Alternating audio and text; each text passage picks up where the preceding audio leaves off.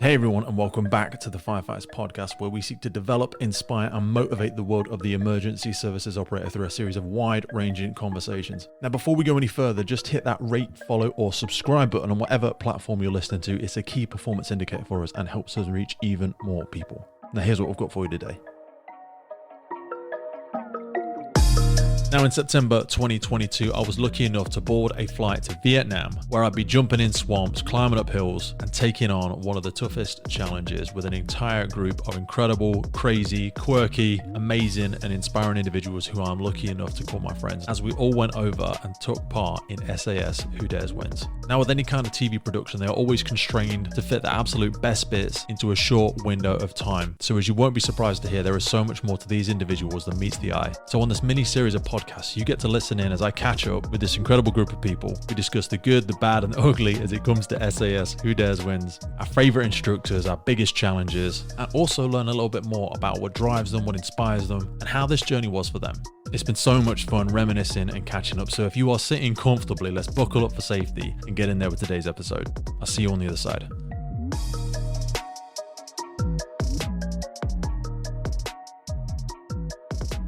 Your handsomeness is just for my own pleasure. You look really good, and mate. yours, mine, mate, and yours, mine. How's your world turning? It's going okay, mate. It's going okay. It's been weird since I came back. What am I now? I'm now a week and a half into being back, and I've had a rotation at work. Wow. So that's 4 days on at work, and I had a couple of days off before work.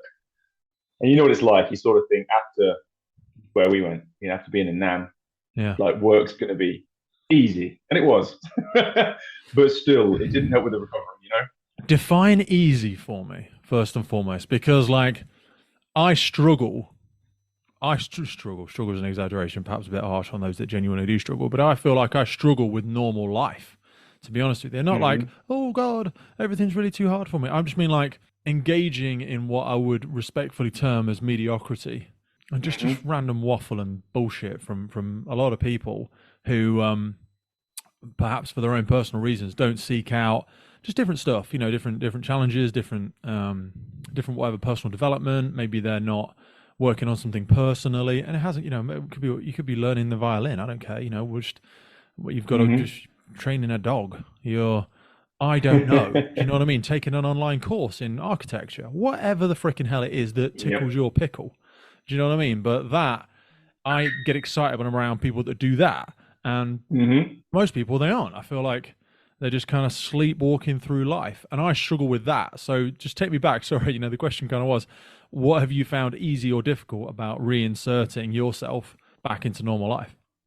Do you know, it's funny you say that, because that was one of the, and I'm not going to digress massively here, but that's one of the things I've never had before. I've never been in a group of people that were kind of like me. Does that make sense? Whereas when you're at work, it's the same as you, like maybe not in your work environment, perhaps. In my work environment, I'm that guy. I'm that Captain America person that's like the adventure type dude that's learning new things and doing new things, and throwing myself off new shit. Yeah, excuse me. And of course, to be where we were was kind of crazy, because I was suddenly in a room. I was just another person. Yeah. Maybe you're a little bit more used to it. But do you find having to temper the things that you share with people? Because I was told a long time ago, and it's probably a very overused quote now, it's the old careful sharing your dreams with small-minded people, because they just want to shit all over it, or ridicule it, or try their very best to discourage you from pursuing it. I'm quite lucky. I mean, in my actual work, obviously you've got your friend circle and you've got your work life, haven't you? And my work life is like a team of like 100 dudes and dudesses. There's a lot of people there. And I obviously overlap with probably 30, 40 of them. And within those, of course, as a team leader, as a manager, I kind of manage sort of a dozen of those guys, you know what I mean? And it's like, I choose who I'm more myself around.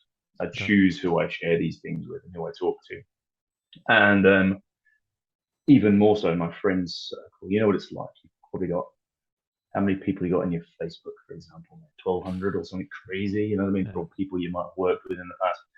I've got a lot of people that are acquaintances, and I've only probably got 5 like people I would consider great mates. You know what I mean? And those people, of course, have been with me like not necessarily most of my life, but they're people that will listen to your hopes and dreams and plans and be patient while you go through learning the next thing that becomes something you used to do once in a year's time.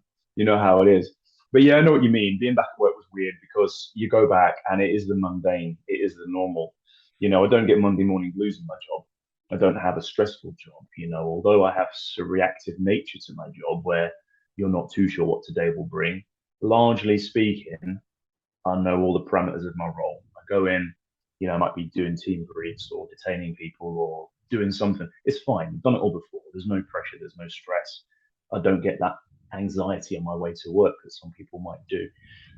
And when I first went to work after a few days off, I thought, sweet, prior to being in the jungle, of course, there was that apprehension, there was that tension, there was that fear of the unknown, which probably like yourself, you're often throwing yourself in different environments and different situations. And so you might be desensitized somewhat to that fear of the unknown compared to perhaps the guy next to you.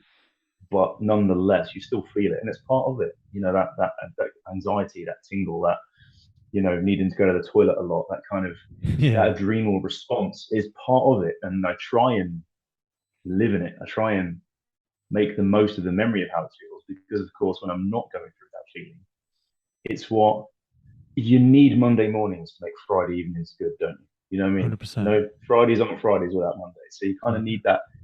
You can't need to dance in the rain, that kind of cliched thing. But going to work afterwards, I thought, oh, it's going to be so great. It's all lifted off me, all that pressure. My personality was probably slightly affected in the sort of maybe 6 weeks or so in the run up to going in the jungle. Perhaps I was a little bit more introvert. Perhaps I was more in my own thoughts, which is unusual for me, Okay. And although the people around me were patient with that, which is kind, I'm sure they must have noticed. They must have felt that I was perhaps selfish, that I was not seeking them, find out how they're feeling and talking to them about their issues, which is obviously what I would usually do. I know we were sort of chatting while we were there. It's kind of, I know it's definitely what you do. And perhaps I wasn't like that. So obviously I came into work thinking, it's going to be a whole new me. It's going to be just a breeze and you're running around, Mexican high fives and just, And it was that. Don't get me wrong, it was that. And of course, a lot of people knew I was going through the process, which can't be avoided when you're at work. You know what I mean? It's a team. Yeah, you've got to share it with one or two people because you've got to get off such leave and all that sort of jazz. So exactly that. And unfortunately, when I shared it with my director, he then shared it with everybody in the team. So on the way in, everyone knew I was going to go in. Yeah. Which is fine. Oh, sorry, it was a secret, mate. Sorry. Oh, shit. Sorry. Oh, no, nobody will say anything. For fuck's sake. This episode of the podcast is brought to you by Gore-Tex Professional Fabrics. Now, we all know the working environment of a firefighter is filled with challenges. We face serious risks on the job, such as heat exhaustion, burns, physical and mental stress, and we frequently come into contact with high levels of toxic chemicals. Now, I have been wearing Gore-Tex for nearly 2 decades on the front line, working in hostile environments, tackling challenging incidents from firefighting to water incidents and in urban search and rescue environments. Gore-Tex have a well-earned reputation for protecting professionals in the fire and emergency services through their family of highly innovative, waterproof, breathable moisture barriers that exceeds global performance standards and are trusted worldwide. Gore-Tex, going further together. And then it's chaperoning the response when people like, so how did you get on? Where did you get to? What did you do? It's like, oh, I can't really tell you. Like, yeah, I've got to be that dick where I'm like, look, yeah, exactly. This is genuine one of those, I get fined a lot of fucking money if I tell you shit kind of conversations, so I'm not going to tell you what happened. You're going to have to wait. And obviously this episode comes out when everyone's seen all of it, so it's kind of like liberating to be able to really discuss how the whole thing was for us all, really.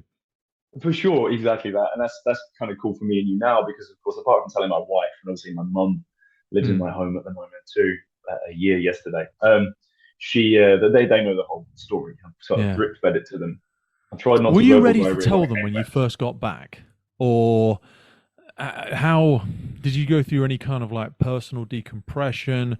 Because I want us to get into some, but we'll get into the course at some point. But you've got such a unique background. I mean, I felt very lucky to be able to spend, it was one evening. We had a lovely bit of time together. It was a good hour and a half. I loved it. I felt immersed in the story that is Ross, because yours, whilst people probably stand next to you in day-to-day life and go, oh yeah, we all kind of grew up in the same place and did the same thing, you have a very unique childhood.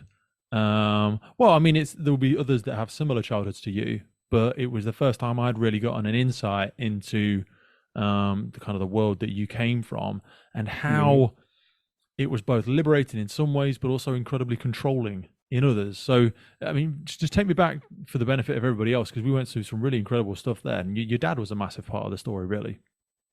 Yeah, for sure. And you're right. That hour and a half was a pretty special time. There was a bit of romance going on there, to be fair. And I No, was big time, mate. sorry I not to was be able to staring reciprocate. into your gooey eyes. Yeah, there was a bit of wet eye there for a minute, wasn't there? What can I say? Yeah, of course. So my mum basically ran away from home to kind of run off with this traveller lad she met on the fairground on the sort of air rifle range, and It's not the done thing. It's not the done thing. not the done No, thing. No, not bless in her. those days. Not in those days. Especially then, because like the 70s, it's like the late 60s, early 70s, is the height of sort of prejudice and stuff like Yeah, that. it was There was violent and nasty, especially for the it was traveling and the Roman and Gypsy community back then. Yeah, for sure. I mean, they weren't the only community, of course. I know that obviously, there was Yeah, riots yeah, under the Brits and Bangladeshis and a stuff lot and of all other that people stuff. But that yeah, came over that just didn't that weren't accepted by the British community in the same way. yeah, for sure. And I suppose it was a time when it was starting to become more diversified, like it to the point we see today. But there was obviously a massive knee-jerk reaction to that at the Yeah. time. And then, I don't profess to go on about that. To be fair, that was before my time, and obviously I hear about it a lot from my parents growing up. But yeah, nonetheless. So my mum's parents kind of forbade her from the relationship, so she ran off. Classic kind of movie style, I suppose, inspired by various things she'd seen and read. And yeah, so by the time I was born, um, my parents' lives had tried to return to somewhat normal in my mum's eyes. So there'd been a few years in the relationship. My dad's a lovely guy, and my mum's parents decided they didn't sort of get to try and know him. They'd never see their daughter anymore. Yeah, So that's got to be. You got to imagine, because how old would she have been? Sorry, do you she think? was 16. 16, mate. Bloody hell. And Yeah, I know and we he were a was lot more too. free and loose Very back young. then. Like, you and I would go out for probably days and days and days as a kid. And no, but, well, sorry, you weren't given the opportunity to, but I would like go out for days. You had a lot of freedom back those With the days. But 16, I still, would. at Yeah, 16, 16, I did. you'd Mm. be petrified to hear that your daughter was just, you don't know where she is. You're with this group of people that you have certain beliefs about and certain fears and Yeah, for sure. concerns. Yeah, for sure. Mm. And obviously, they didn't come out of nowhere. They'd obviously been brought up to believe the things they believe, and they'd Mm. heard the things they believe, and there's truths in it, and there's Chinese whispers in it, and we know how it all works. Yeah. So yeah. So basically, they moved into a house, and Dad had previously sort of gone through a stage of he was like the leader of a biker gang, sort of getting in fights and all that sort of thing. It was greasers versus skinheads in those days, so Ugh, there was all sorts of gang fights and knives and chains and all that messy shit. craziness. Yeah. I don't think it was like the film Warriors, but the story Gee, he well, I bet tells. it The wasn't too story far. I bet it was like that, but like less glorious in the end. I'm sure there's a lot of people that just ended Yeah, up with life-changing injuries. yeah, basically, yeah. And my dad had luckily himself was lucky to not be on the receiving end of anything that sort of was life changing from his own injury point of view. But unfortunately, a few people weren't so lucky. He was in a mass altercation, and somebody got brain damage, and somebody got burst eardrums, and Dad ended up sort of doing 18 months in jail for it. Shit. And I was born probably a year after he came out. He was like, right, that's that. I can't have that lifestyle. That's stupid. That's childish. And he turned his back on it and tried to kind of reform himself, should we That's say? got to be And a massive thing for your dad to have mm, done. Really, let's not underplay that, because it's not, again, it's not the done thing in that community. It's you don't know whether people like that get shunned from the community, because that's almost, even though it may not be respected or accepted by the community, it's almost not a safety blanket, but it's like you're within your own community, so you are mhm, protected in a sense. So then to try and step out of yeah, it, but still be subjected to probably the same kind of prejudice, even though you're no longer following that life path.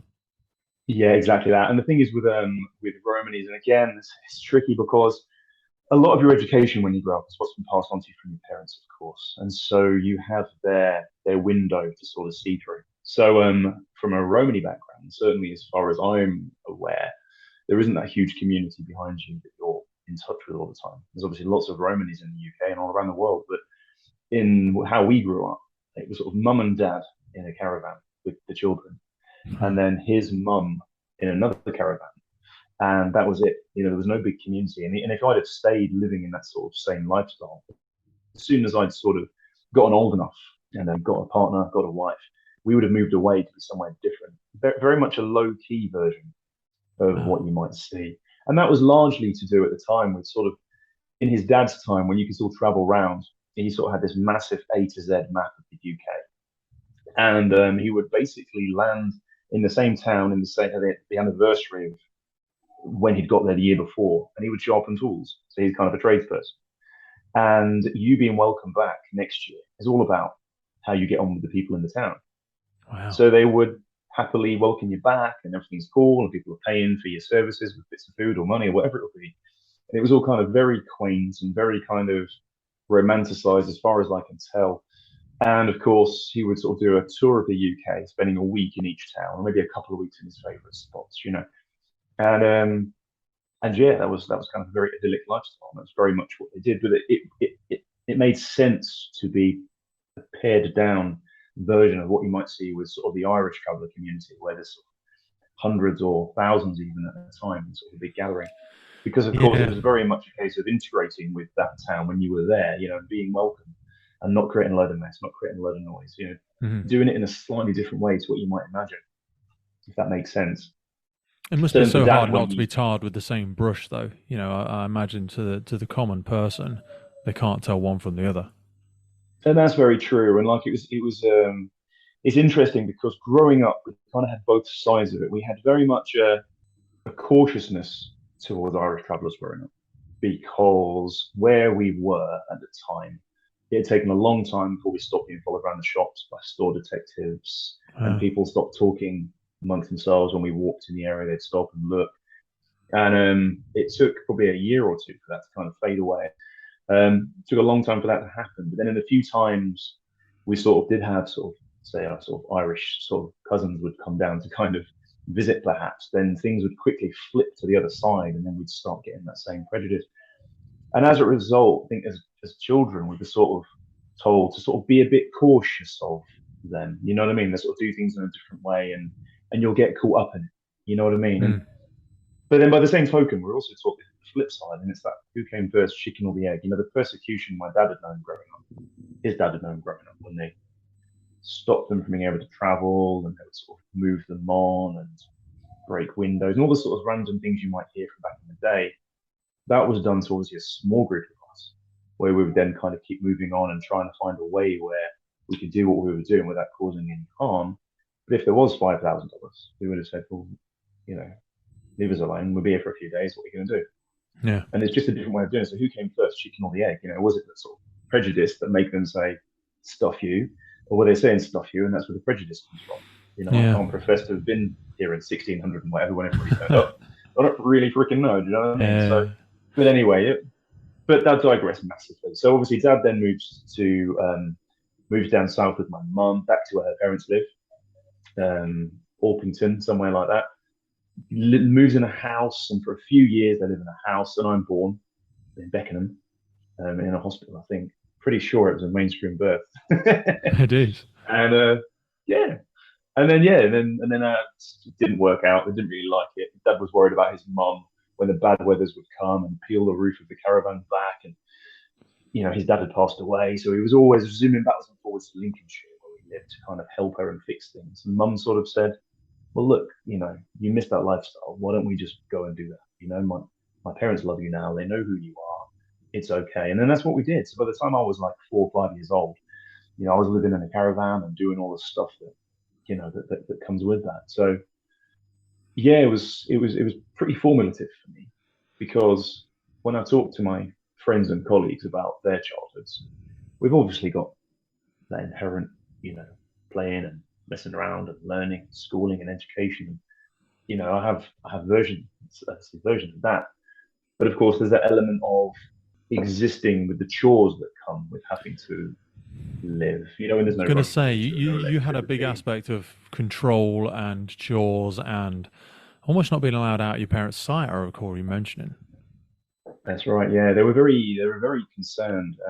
They're sort of hypersensitive to sort of the things that happen in the media with like Beverly Allitt and Rosemary West and all this sort of stuff, and they were like super sensitive to the fear that because we were like a fringe community, and certainly at first not particularly welcome where we were, we'd very likely be targets of kids getting pinched and stolen, things like Hmm. that. And Dad's told stories as well of having to go and hide in the woods with his sisters when she was a baby, and the other one was 2 years old, and hide them, you know, and all that kind of weird stuff. Well, the thing about Um, Romany cultures and things like that is the people are very beautiful. It is, and I'm not saying that's an excuse for people pinching kids, but yeah, there's often the boys and the girls are always very well. Certainly, the girls are very well kept. They're often very beautiful, mm, beautiful black hair, and almost very much stand out in yeah, communities.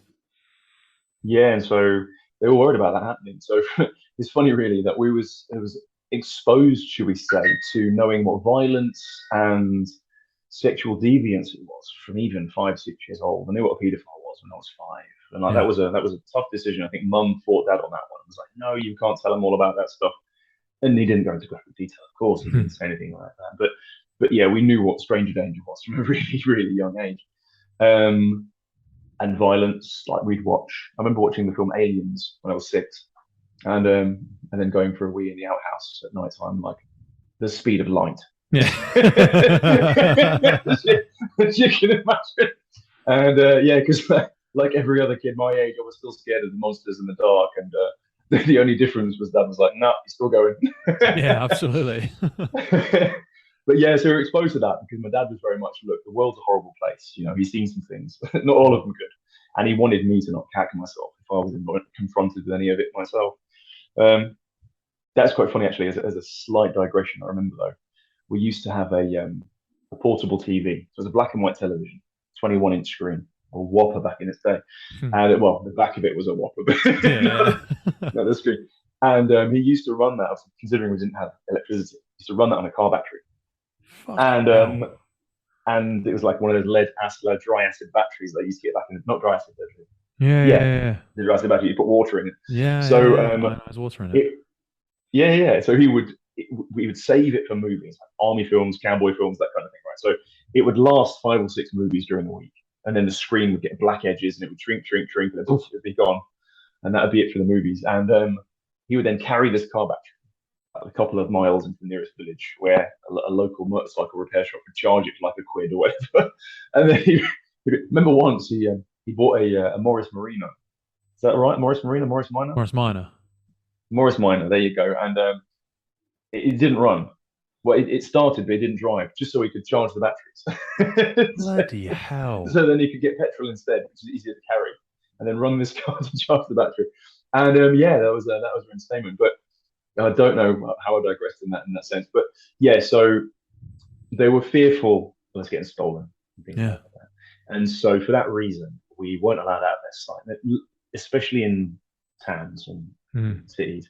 No way, no how. So if I was if I'd managed to be busy looking at shiny things, and they'd moved on into a different shopping aisle in gateways or whatever it was called back in those days, Yeah. some fields, oh, I'd get pulled by my ear back in the right spot, you know, up to 15 years old. When I was 16, you know, the safety was off Wow. and I was allowed to. Yeah, it was really weird. And so, of course, at the age where I became super conscious that no one else was having to deal with this and feeling really stupid that Yeah. I had to always be within sight of my parents, I was very good at making it seem like that wasn't the case and that I was just happening to be with them at all times.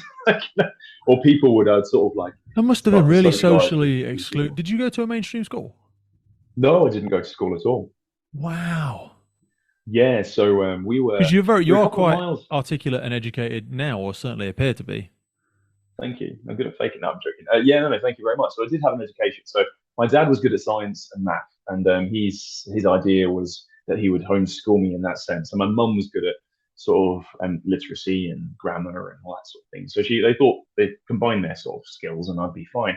Certainly from a sort of a Romani community point of view. And of course, when you see these fringe communities, you sort of see it when you go to I don't know, we saw a documentary recently about the Amish community, and sort of Mm. they they were asking him, well, why don't you educate them in the same way as the Western world? And so, well, the thing is, in the community he's in, he needs to know this, this, this, and this to be good at where he lives. Might as well just learn that stuff, you know. And it Amish does community is make very sense. similar, really, isn't it? Because I think it's age 16, they go and do, I forget what it's called, but they're allowed a year away from the community, aren't they?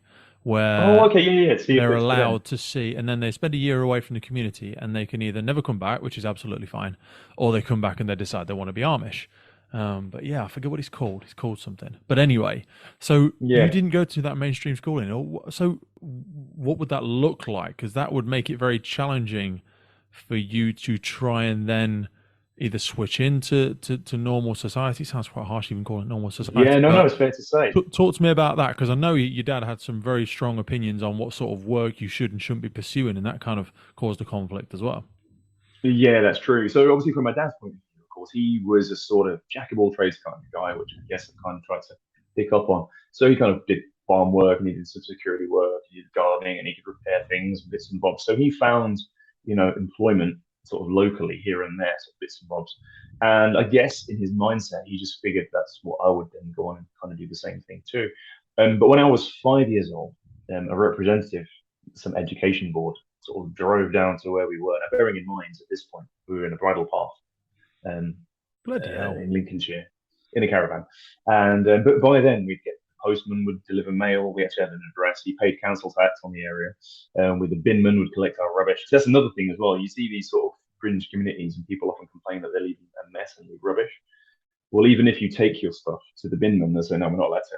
You can't take it. It's got to be from a house, but they Yeah, can't take your rubbish. And so then it is a tricky thing to kind of know what to do with it and sort of fly tip whatever else. But before then, Dad would just take it to the local like rubbish dump, hmm. and then they would take it there. But you needed a car to be able to do that. Anyway, so by now we're kind of very much accepted where we are. It's a bridle path which leads to fishing lakes. People driving past every day and sort of saying hello and bits and bobs, and some people know our names. It's quite cool. Anyway, so this lady turns up and she basically explains to my dad that if I'm not in formal education, there is every chance that I'll have to go into care or something because it's basically neglect. So a bit of a conversation ensued, and then I ended up in this system called Education Otherwise, which was for sort of fairground children. A Okay. pair of families are sort of traveling around, and the children are sort of happy to go with them, but they don't actually get an education. And then, as you sort of alluded to earlier on, if the fairground life isn't for them, then what do? Because they don't have an education, so they kind of stop. They don't get the choice. So yes, so this education otherwise was matching the curriculum. So it was the same textbooks, same lesson plans, all that sort of stuff, up to year 11 plus, where you decided whether you go grammar school or not. Largely irrelevant because, of course, I'd still be at my kitchen table with my two brothers. And then I did. I missed grammar school by 6 points. And apparently you could appeal it from 20 points, but I wasn't really that fast. It Yeah. didn't make much. It was meh. Wow. So yeah, but and 2 weeks before sitting your GCSEs, you'd go to a participating school, which was in place in Lincolnshire, Boston. We went to this, and we met some teachers and met some pupils, and sort of had an orientation day where you would learn where you'd sit your exams. Then you'd sit your exams, and obviously then you'd leave school with the same GCSEs and what have you as ever. So yeah, so education was great for me. There's definite pros and cons to homeschooling. So the major con, as people would guess, is that social interaction with, So I only had my two brothers at the time, and my sister was born when I was 15. So at the time, it was just my two brothers, of which I was the oldest. So there's no peer pressure. There's no one your age to kind of compete with. There's no way of knowing how you fare compared to other people, other than say you're 11 plus, which until you get to 11 years old, you don't How old were have. your brothers? Sorry, just pause for a second. Just what was the Yeah, age dynamic there? Sorry. yeah. So when I was five, so I'm 2 years older than the middle brother and 5 years older than the youngest. So you were the eldest as So when well. I was five, yeah, my brother was a baby, and the middle one was like 3 years old. So I was the first one to obviously start schooling, um, and a couple of years older than my closest sibling, shall we say. So yeah, you don't have that social interaction. So you only have the interaction with your brothers, and then your dad's mates got a kid, and you're sort of friends with them, and maybe your cousins come and visit twice a year. So it's the only interaction you kind of have. And then going into town, I didn't really socialize with anybody in town because you'd walk in to buy shopping and come back out again. But have you seen the film About a Boy? Yes. Yeah, so I was basically that kid. So this glossy bowl haircut hair and had like a Barber jacket and Dunlop wellies.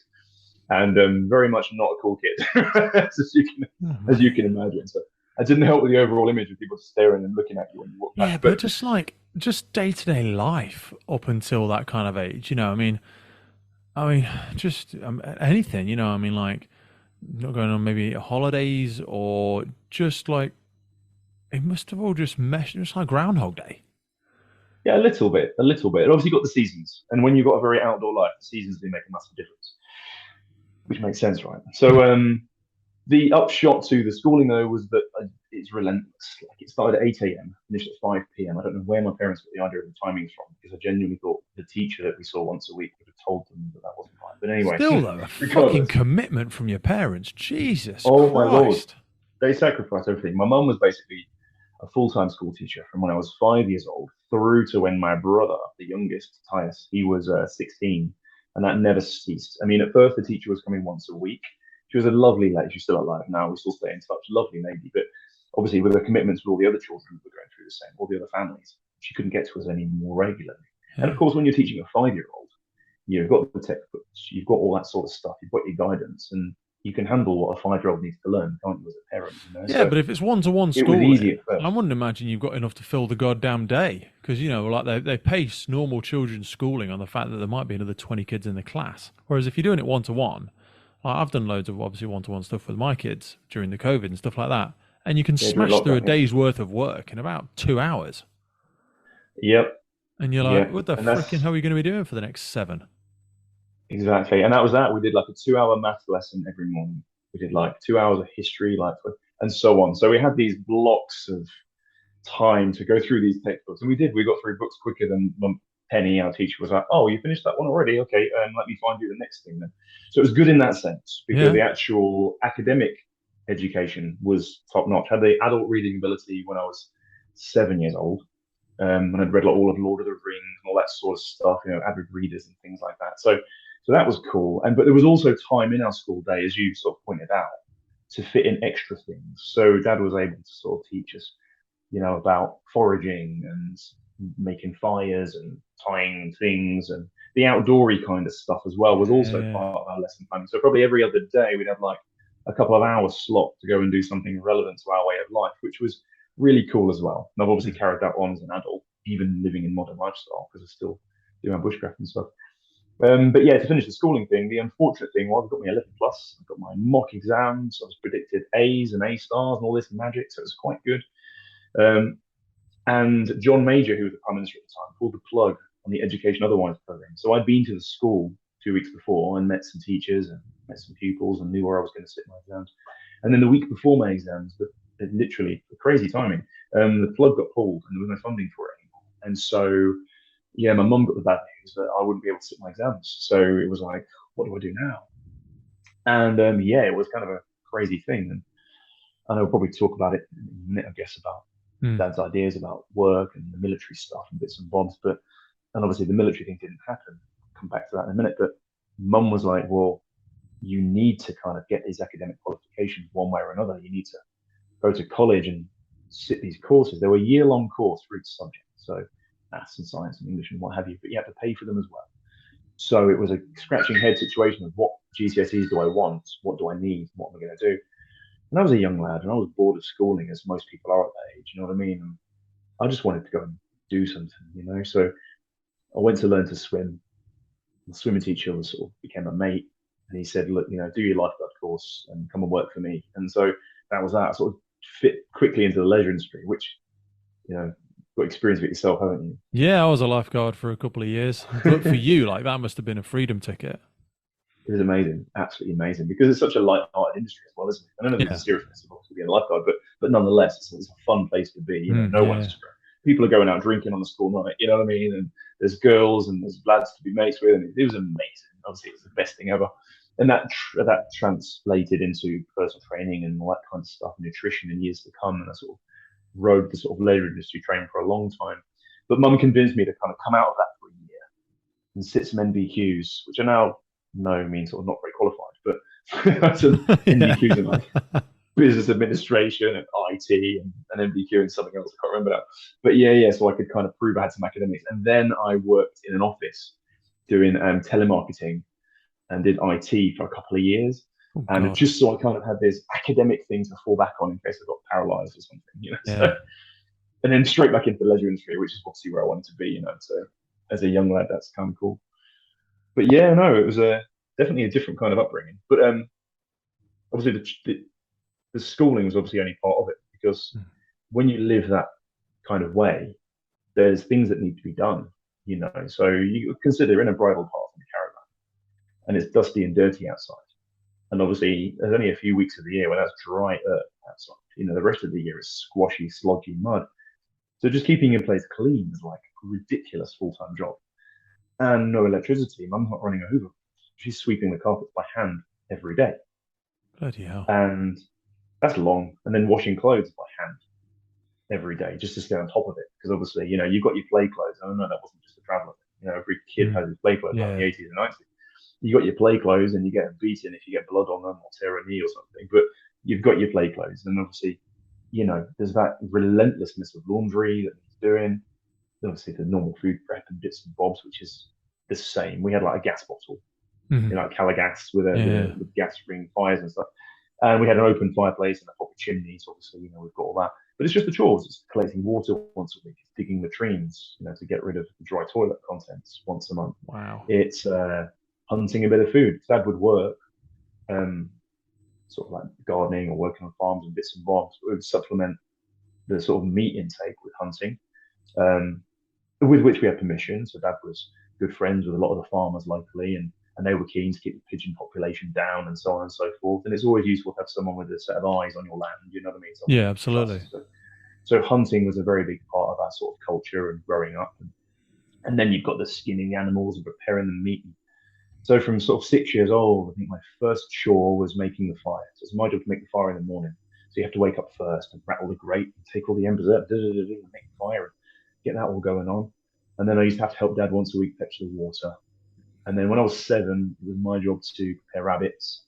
And so it was obviously like skinning rabbits and bits and bobs. It was kind of cool because, of course, when I talked to people at work, sort of, they were saying at 7 years old and 6 years old, they weren't doing things like that. You'd have never done it.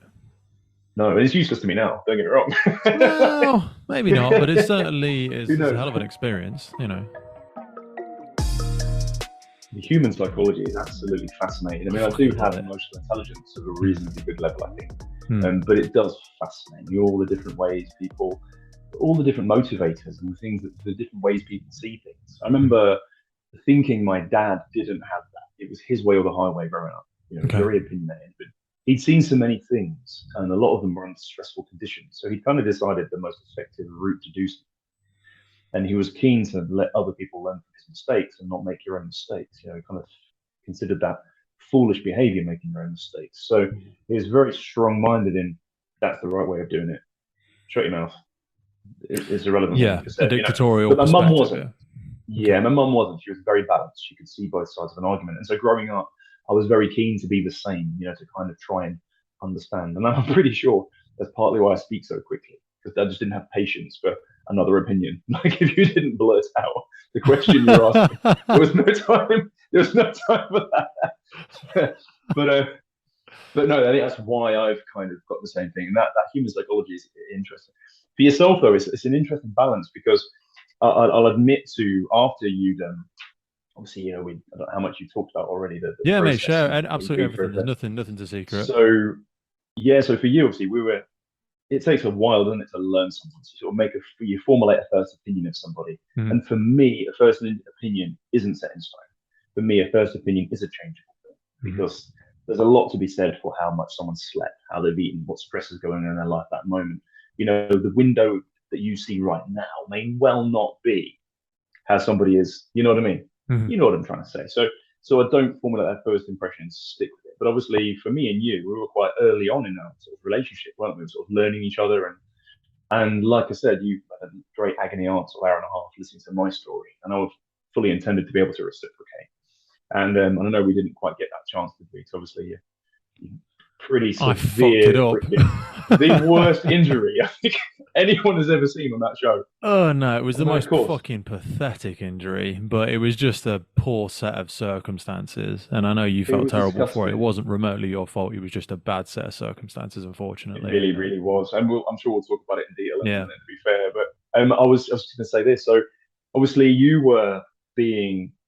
It was tricky for me because you were filling the role that I would normally fill at first. So you were sort of seeing if somebody was sort of struggling or being a bit quiet. You're able to talk to them and listen, and that's what I usually do. But you were there first, shall we say, doing it, and I wasn't about to try and chip in and try and do the doing the same thing. So I was just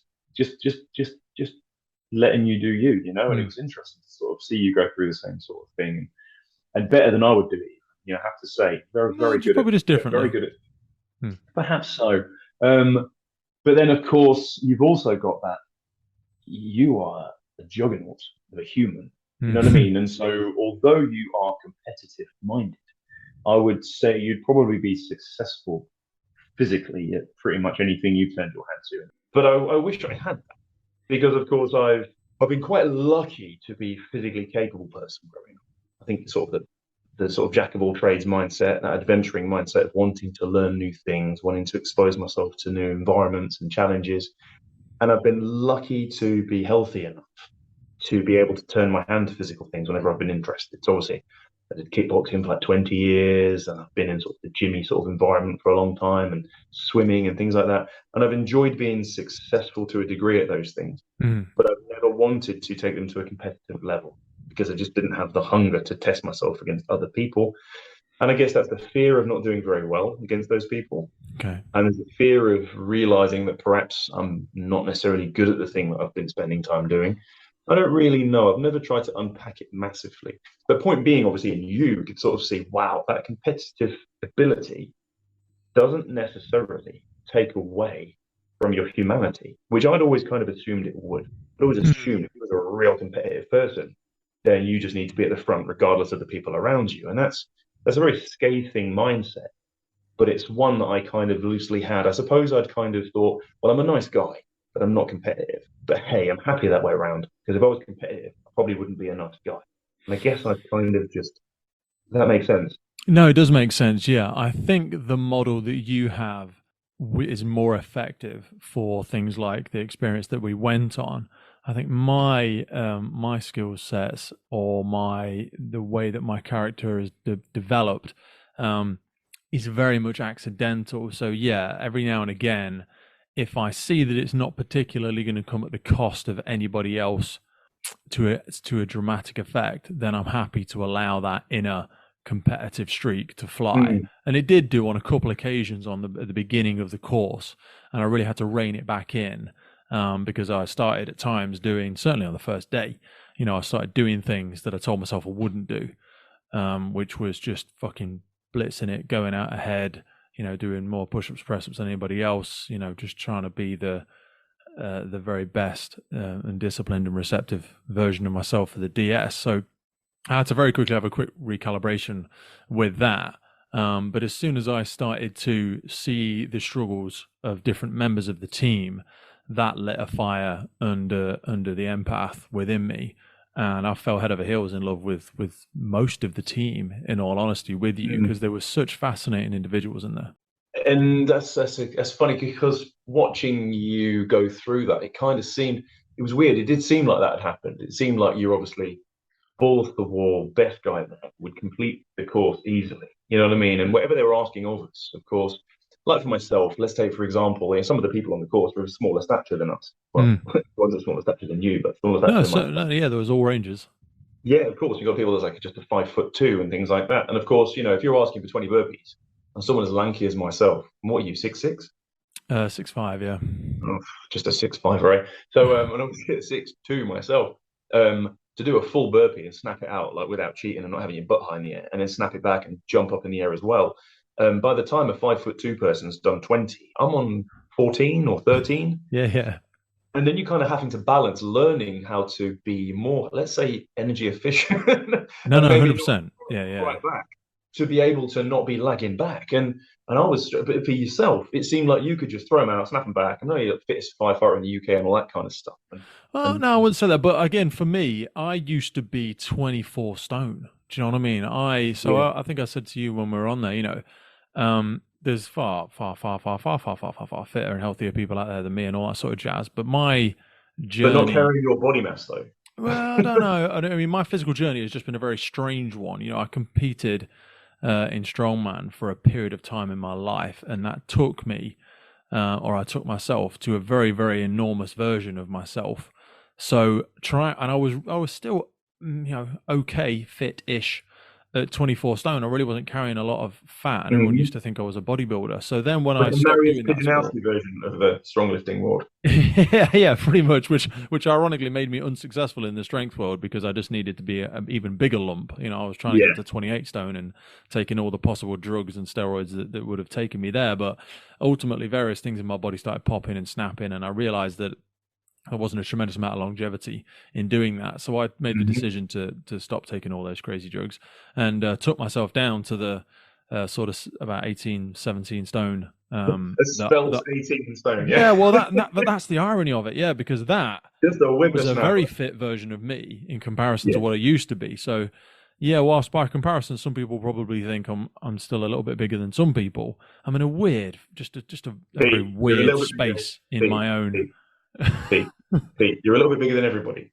Well, anyway, I was just in a very weird space of physical fitness for me. But everybody had kind of their own unique strengths as well. Because as I looked across the range of the team, and again, I equate this back to firefighting, we've had some wonderful CrossFitters and ultramarathon runners and all this sort of stuff come and compete in some of our firefighter challenges. And it's astonishing to see how well they don't do, because the spectrum of fitness is a very, very wide one. Because we had a couple of professional fighters on the course. We had people that ran ultra marathons there. We had professional dancers who each struggled at different points. I remember when we filled out. Do you remember when we were in the quarantine or whatever it is, when we had to stay by ourselves in rooms for 5 days before we went on the course? We had to fill out a piece of paper at one point, and it said about said a variety of things. We had to keep filling out lots of different stuff, but it said about your strengths and your weaknesses and stuff like that. And I remember putting something like, I am very good at things that require no talent.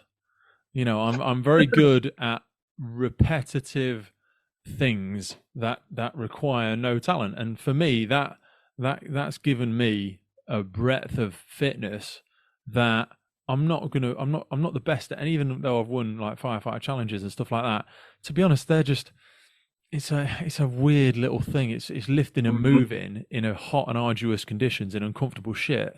I can just do that quite well because I've done it for 15 years or whatever. But yeah, when you looked across the course, people had some real strengths, some real weaknesses. I think I was just kind of like a 7 on most things, which seemed to keep me where I wanted to be for the unfortunately limited time that I was there. Well, I was similarly, not to your same level, but I'm kind of the same in that sense. So I'm good at tabbing. I'm good at running with a Bergen. I'm good at bodyweight exercises to a point. You know what I mean? I can give you 50 burpees. You know what I mean? Without throwing up everywhere. You know what I mean? I can give you probably 80 press ups and stuff like that. And I consider myself a reasonably good all rounder. My recovery's good. I think that's a useful thing. Yeah. Going into a course like this, because of course it's one thing doing a half marathon once a week and saying you're fit, or some such, doing cardio 2-3 times a week and saying you're fit. But on a course like that, it's relentless. Yeah, it's relentless, isn't it? And it's sort of every day, and you don't know what's next. So that's what I found the hardest, actually. I genuinely found that hard. And I got injured as well. So I don't know if you know this, but you bust my rib that day. Yeah, I got told about this. So before we get there, though, take me back to the beginning, because I want to start. I want to start at the beginning of the course, and then we'll go through it. Because good, that's fine. When you said about seeing those individuals, and we all kind of made those first judgments, because we all do it. And I kind of looked across. I actually think, and let's be honest, the first time I saw you was when you were out tabbing. We were allowed. So for people that don't know anything about this, and we're allowed to talk about it, you go through isolation when we get into that country. It was all to do with COVID protocols and stuff like that. So you basically had to stay in a room on your own and they'd drop food off to you and stuff like that. And you had a TV, and you were given 30-minute slot once a day to go and do some physical exercise outside in a set area. And then you get another opportunity to go into a tennis court by yourself again and do some exercise. But we kind of accidentally overlapped at one point where I was just coming back. And I think I was messing about on the side of the street, stretching my legs or something, and you came tapping past. You was doing. There was oddly there was a couple of bits of apparatus, wasn't there, built into the pavement? Yeah, it was like the weirdest things as well, like a thing just for your obliques, nothing else. Just such a stretch. And I kind of came across it and went, "Yeah, okay, I'll have a little stretch out on that." And obviously, that's where you were when I came past. Yeah, we stood out like sore thumbs, and all of the team did, because it was full of beautiful, crazy sort of Vietnamese people. It was a beautiful place to be, and it was quite strange though. There was lots of flooding when we first got there, and there was lots of stray dogs knocking about, but incredibly loving and kind people. But yeah, we all stood out like sore thumbs. They must have thought we're all running around in military gear with rucksacks on and stuff like that, sort of lone rangers. It must have been quite strange for them all. Well, I was a bit concerned there because, of course, I think the only time that I was almost I wished I had like a Union Jack T-shirt to wear, because I thought we're running around sort of clearly Westerns. I mean, we've got military boots on, trousers tucked in. It's obviously breaking our boots in as well, weren't we? Yeah. In the process, I didn't every day. There was a few days I sort of gave my feet a rest and stuff. I didn't want to go in with blisters, but yes, I was wearing these boots. But I thought the longest time they've seen anyone like us would have been probably in the 60s, obviously the Vietnam War. Yeah. And I'm not going to lie, like the kids, they were like, they knew how to say hello, didn't they, in English? So obviously, Xin Chào is hello in Vietnamese. So obviously, we would say like Xin Chào to them. They'd say hello, and they'd run up and maybe take a picture or touch you or something. And the girls were the same. They were really friendly and say hello and wave at you. But the old men that were like busy gardening, I did get some scare looks from them. And I genuinely think like some of those people could remember back to a time before and wonder if we were like American or GI or whatever else. And well, that's what we'd all been training for. Most of them kind of looked the part, didn't we? Yeah, and I don't think it was all sunshine and rainbows from some of the guys that were looking at us rainbows. Listen, but yes, that was the first time I saw you and the first time you saw me, wasn't it? And so when we first caught sight of everyone, we kind of all gathered to get on these trucks, and then we were put in hoods and dropped off at the side of this river, and that was kind of the first time we got a chance to kind of see everybody. What were talk us through what was going through your head then and how you felt like, because it had started now. Yeah, and it started, I guess, I mean, some of the, when you sort of think about these things before you go, you sort of don't imagine, I forgot that I wouldn't be going through the process on my own. So I'm thinking like, what's next? What's going to happen? What are we about to do? Am I going to be capable? I really hope I'm not going to be the weak link of the whole thing. So I knew there was just shy of 11,000 applicants for this course, wasn't there? There's quite a lot of people applied this time. And with no set fixed numbers of girls v boys, it's genuinely like you being successful out of those 11,000 applicants. And of course, for me, the fear was obviously not knowing for sure how I would stack up against everyone. I think I was worried that I wouldn't be fit enough. And I'd actually applied in April for the show. After being talked into applying for it. And I thought it would probably take a few years to be successful. And as I'm 41 now, you can't apply when you're 45. So I thought, no, you can't. You've got to be 44 in 364 days or something like that. Yeah. So 41 years old, I thought, well, I've only got a few years of applying in me. So I'm going to apply this year. And then next time when I apply next year, I'm sure they'll know that I've applied already and it shows you're willing and all that kind of thing. I was sort of thinking about the process for the firefighter applications, which obviously I've been through. Yeah. And but obviously I was successful, and I had like 4 months to get ready, And one of the motivators for applying was not doing kickboxing for years now. I do my training, I do my calisthenics. I didn't have a reason to kind of get fit and get in shape, you know what I mean, and stay that guy. So I thought, right, this is going to put a rocket up my backside and give me a reason, and it did. But 4 months in, I'm thinking, oh man, what if I'm a weak link, So I got there, and then suddenly it occurred to me that there's so many of us that everyone's going to have those, and you look and you can't help but sort of think strengths and weaknesses. I'm seeing really light people that's probably going to be great at body weight stuff, probably going to struggle doing 3 hours of running with a 20 kilo burden on their back. and I'm seeing big lumps like you, and I'm thinking, wow, but there's nothing he can't pick up. I wonder what he's like running at distance, because you Yeah, can't well, help that but was the think that thing. I sort of think thing. for me and Stephen and Scott and yourself, I was like, yeah, how are we gonna cope with the depleting calorie intake That's the other over the thing, days is the food. one Yeah. aspect, and just what we're going to be like on distances. Yeah, and that's definitely something I was wondering. Food, especially because obviously, as you know, I'm vegan as well, and I wasn't too Mm. sure whether I'd get. I wasn't worried about protein because obviously, for the space of a couple of week course, you know, your body's going to eat your muscles anyway, isn't it? Do Yeah, you know what I mean? And yeah. I felt like I had enough muscle to provide to sustain myself, but I was worried about fats and hormones. Well, that's going to be an issue, and it was, I guess, because although I had like tofu and stuff for protein, and I had rice and more Rice rice sandwiches. and rice sandwiches for breakfast. I'm never having rice ever again, by the way. Fucking love it. I got home, Rosie said, "You deserve a takeaway. Should we have a Chinese?" I nearly snapped her like a breadstick. I was like, "Hell freaking no, I want potatoes." But no. So yeah, there we were, hoods off, on the side of the water, guessing we were probably about to get on some boats. Camera crews all up in our faces. Yeah, It was, it was a lot, wasn't it, to take in? It was cool. yeah. It was So exciting, and I was like, "Oh my God, I'm actually here. I'm actually doing this." yeah, that's what it was for me, and it was just so beautiful as well. So when we got on those boats, and that's what I mean, when we're going down that river, and it was just absolutely breathtaking. And we rounded that final corner, and you kind of see the DS up in that sort of temple area. That was just bang. Yeah, That's one of those. There's a few moments on the course that you could sort of close your eyes and see it again. Do you know what I mean? And that was one of those where I was like, fuck yeah, we're fucking here now. Let's fucking go. Do yeah. you know what I mean? And it was just, and Rocky then they came Tune. to a So stop. yeah, I really hope we've got some great still images of us all like leaping off the boats, because that shit was just cool. that shit was cool. I dived actually as well. I thought maybe that'll feature. But then with Mate, that'll be what you great. said, I regret. I was sat the second one back. I wasn't at the front, and I went for the side dismount, and I really regret it because I think diving off the front was the go. Was the go? Yeah, that was the real move. I think if you'd have dived off the front, that poor girl sitting in the boat was sort of back rowing a couple of 100 yards, mate. No, but then let's talk about that first Yeah, man, exercise that though. was great. That was great, but it was brutal.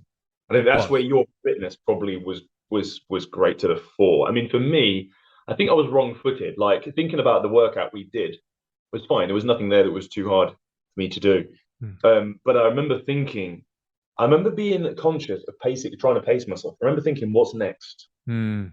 Because I can't help but sort of say that I've obviously been a fan of the show, fan of the course. Hmm. That I know that they usually get a big beasting when they get to the parade square, Yeah. and I was conscious of that. And I thought, I don't want to spend myself completely on this.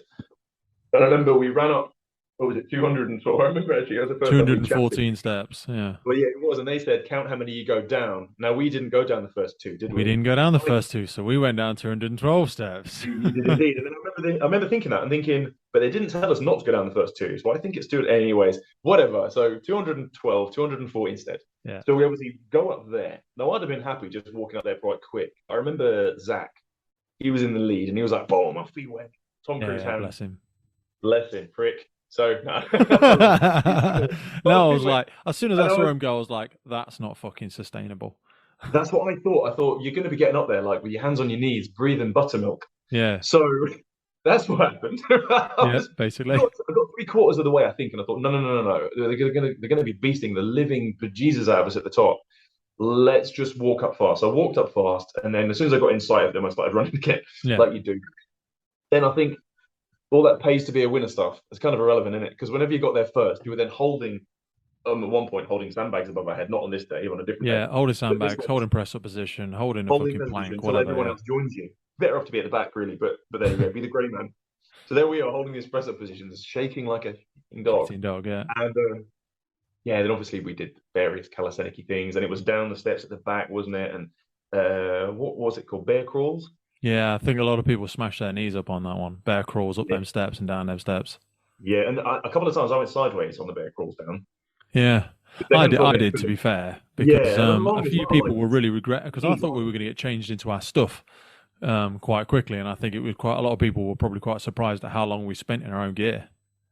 I agree. That was a long beasting, wasn't it? And I would hate to find out it was only like 10, 15 minutes, but it felt Probably. like it probably But was. yeah, because then when we went down, we also carried on. You know, we went for a quick run, and then we started going through the forest areas, and then we diving into the swamp and crawling through a lot of the sludge. We were still in all our gear then, weren't we? That's right. Yes, we were. Yes, we were. And actually, don't forget as well, before we'd even left the stairs, we went down the stairs. Then we had to bunny hop up the bloody things. Do you remember? Oh yeah, I remember that. Yeah. That was pretty hard, actually. That was a thigh burner. I remember my rectus femoris, you know, your top quad in the middle. Yeah. Remember that was just standing up like a piano tuning fork singing.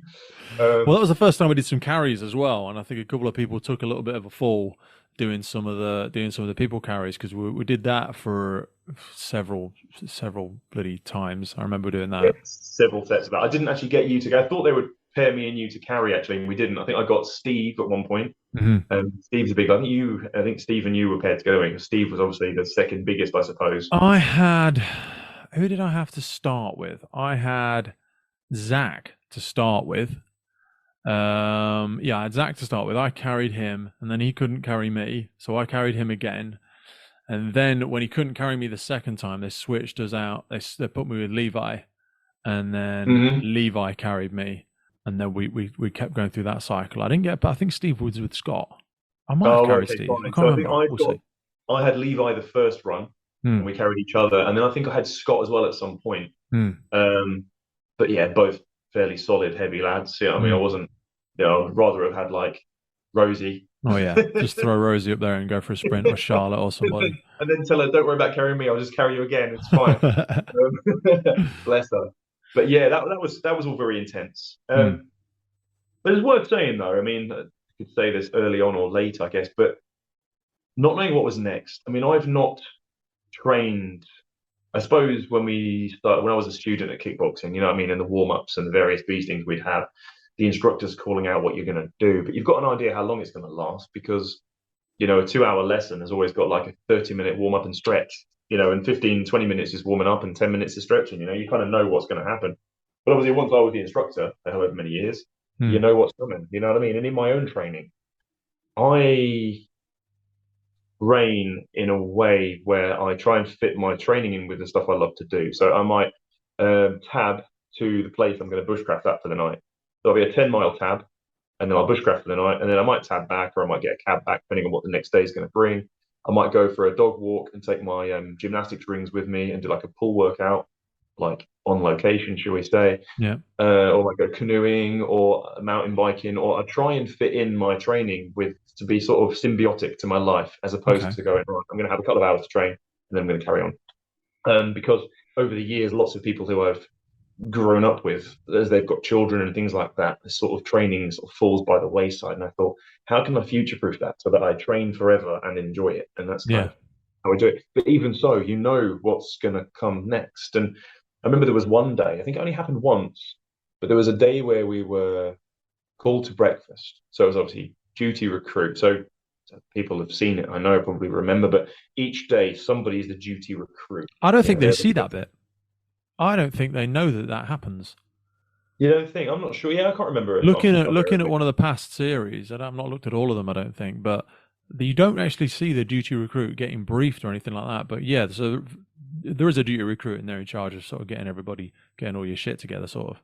Yeah. So anyway, we were breakfast. So we were eating our breakfast, and then we weren't eating long. It wasn't even going to be 10 or 15 minutes, and it was like, right, everyone's to parade square.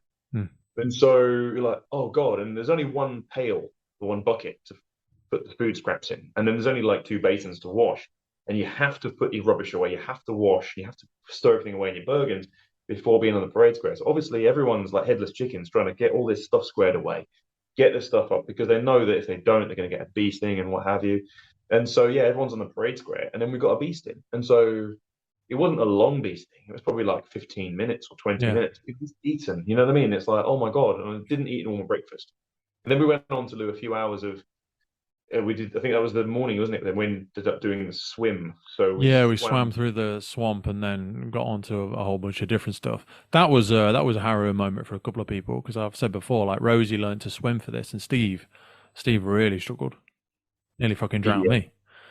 Oh, did he really? Yeah, that's the other thing as well, because obviously you're not sure of the journey everyone's been on. Like for us, I remember having to show videos of me being able to swim, and I like open water swimming anyway, so I'm fine with that and sent them a video. But I suppose they want a few people that can't to see how the teamwork plays out, to see how we Mm. deal with it, see what we do. But it just hit the water thinking everybody can swim. You know what I mean? And myself and Scott that day, we realized that Aaliyah, what's her name? Aaliyah? Yeah, yeah.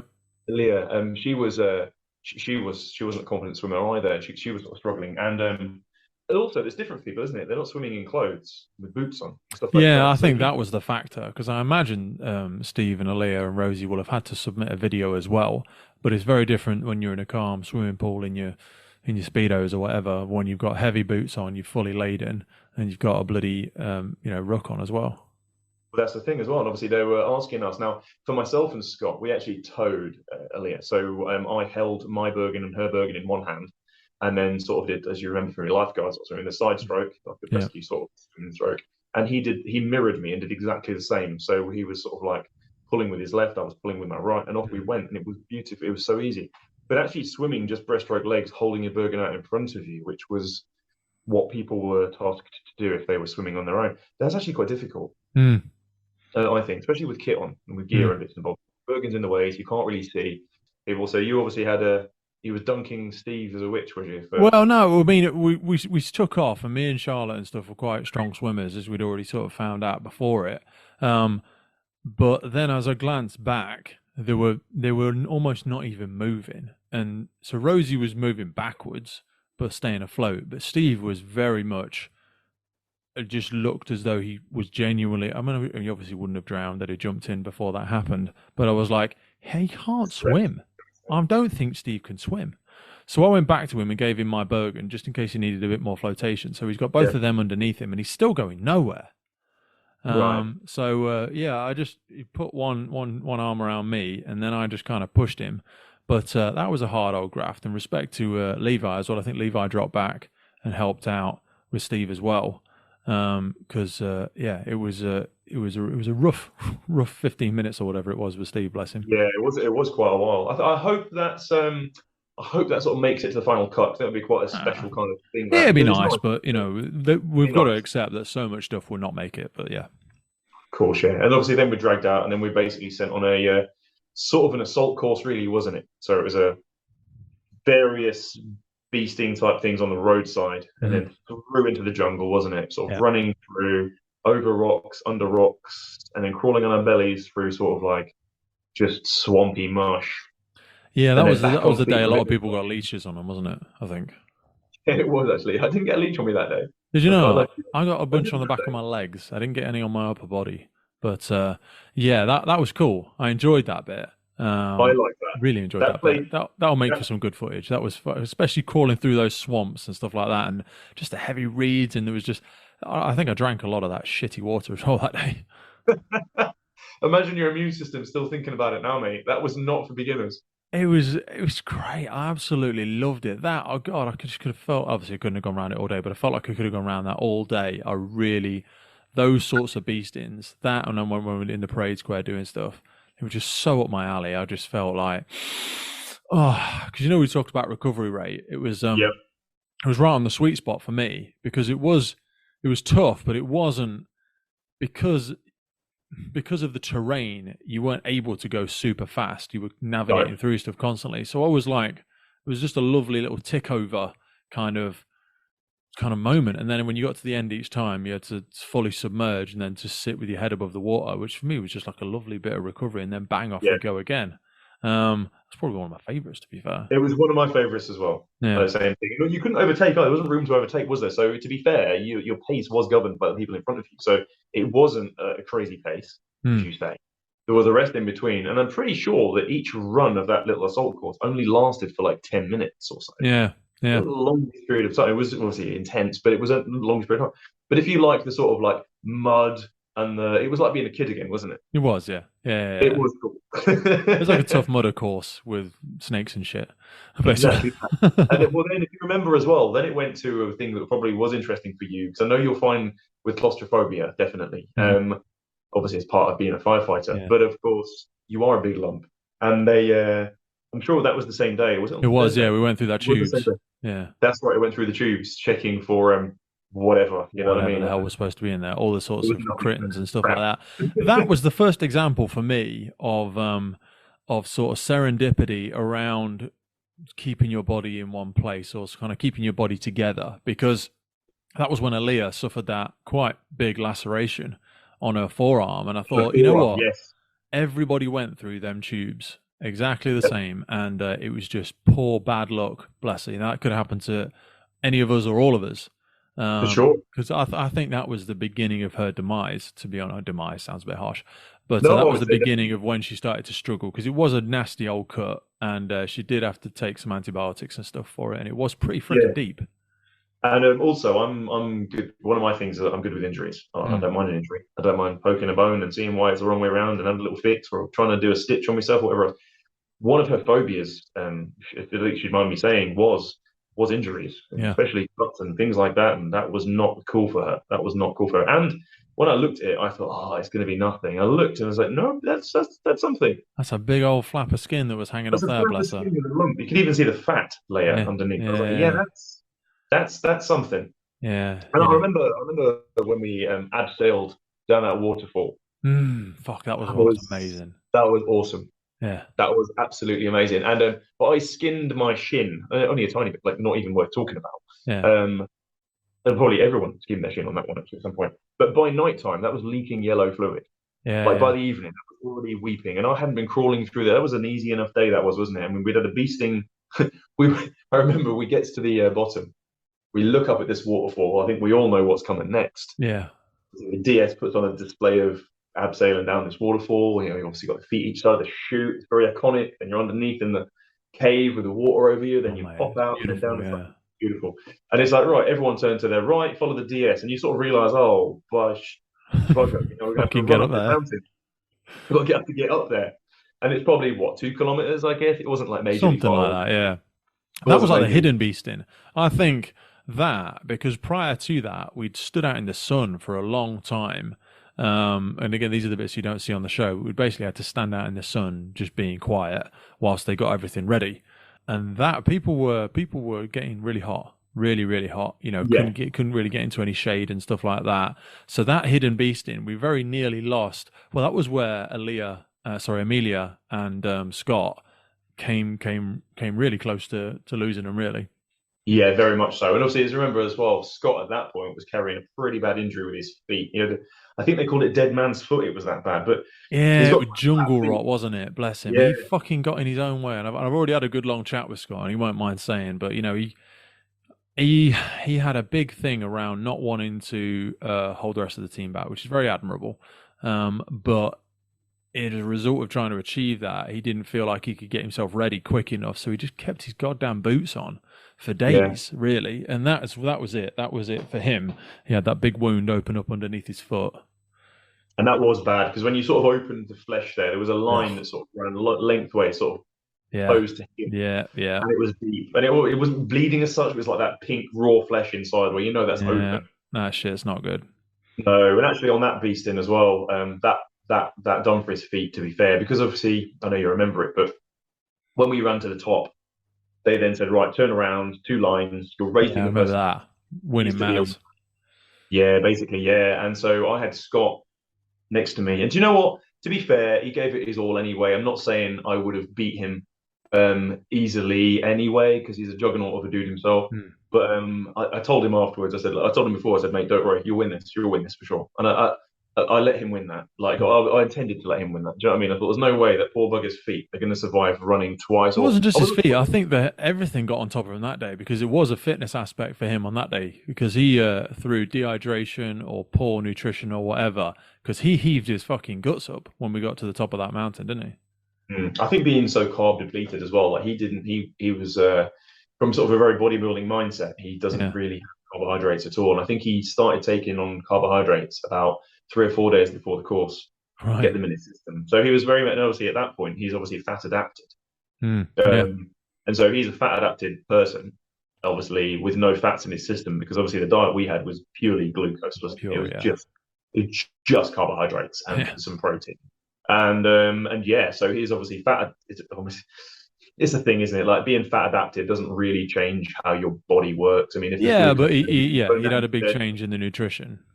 yeah, and I think that probably did for him that day. But we're digressing. So, like you said, that hidden beast thing nearly did for Amelia, Scott. They managed to not VW there and then. Yeah, Amelia was moments away, to be honest with you, because she kind of passed out, and then I kind of picked her up and we went and managed to get her under the trees. It wasn't. It was just heat exhaustion, I think, for Amelia. Hmm. If she had, it wasn't a fitness thing. If we hadn't got her into the shade, I think that'd have been it for her because she just needed to cool the fuck down. Do you know what I mean? Yeah. She was. It was just that her body was just cooking, really cooking, and she was, dropping in and out of consciousness. And yeah, we managed to get some electrolytes in her and pulled her back through it because it'd have been a shame for anybody to miss that. And I think they were keen to get the footage for everybody to go down that waterfall. I agree. And actually, no, that wasn't the day, actually, because obviously that wasn't the day we'd done the milling and stuff like Mm. that. I thought that was the day that they obviously had it in their minds that today was going to be an achievable day for everyone. Mm. Obviously, if someone was about to VW, they kind of know what's next. They know what's Yeah. coming. And they obviously want as many people to do these things as possible. Again, they're making a show. You know what I mean? They want that footage. Yeah, absolutely. I'm not sure if they're motivated by the fact that we deserve to go through those experiences at that point or not. I like to think there's an element of that, but I doubt it.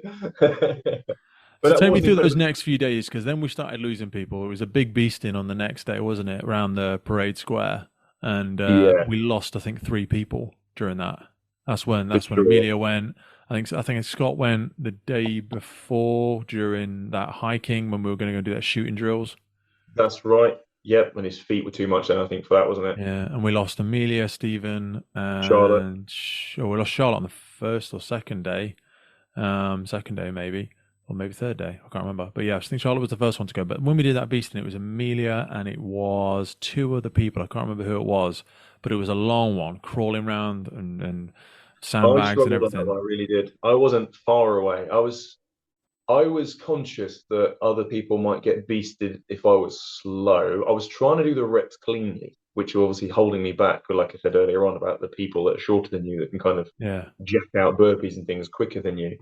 And I think I burnt myself out early on that. Okay. Um, and then I was just struggling. And then at that point, the things you're supposed to say to yourself, the things you're supposed to picture, all those sorts of things that basically amount to mental toughness and pushing yourself through those dark times. Yeah, they were failing me, man. They weren't, Mm. weren't working. Goggins was not coming through mentally. It was just It we was couldn't fucking hear him. not. Even the DS screaming at you to try and make you quit or motivate you was just washing over me like warm rain, but it was having no it was having no effect. I could just feel sand in my eyes and I was burning. But no, I struggled, and I genuinely think, like I said earlier on, like that was about preparation time. Okay. I came in fit in some aspects, so I can run. I could run 10 miles by then. I could tab 22 miles with the Bergen. I don't mean run tab. I mean like marching. Yeah, I was. There was an element of fitness to me that had managed to go in a few months, but it wasn't. I wasn't based in it. I wasn't marinated in it. You know what I mean? Mm. I wasn't. I Yeah. didn't have that 360-degree fitness yet that I would have liked to have, and I had an ingrown toenail operation actually, which healed. Well, still healing now, so it's not quite healed, but it had stopped me from training a little bit as well. So on that beasting, I genuinely sucked salty balls. I was Yeah. I was struggling at one point, and I looked next to me, and someone else was sort of in the same boat, and it made me think, maybe I'm not the only one No, there was a who's lot of people struggling there. There was a lot yeah, of people. maybe There was a couple of people who tried to quit as well and just got turned away, who tried to hand their armbands in, and the DS kind of told them to put it back on. I forget who they were, so it'd be harsh for me to name the wrong person. But yeah, probably not getting to that one, but I know yeah, what you I mean. know there So was a couple. I saw that happen a few times over the space of the course. I mean, obviously, they wouldn't take anyone's armbands lightly. So No. they wouldn't. They kind of had an idea where you fit, I think, in the pecking order.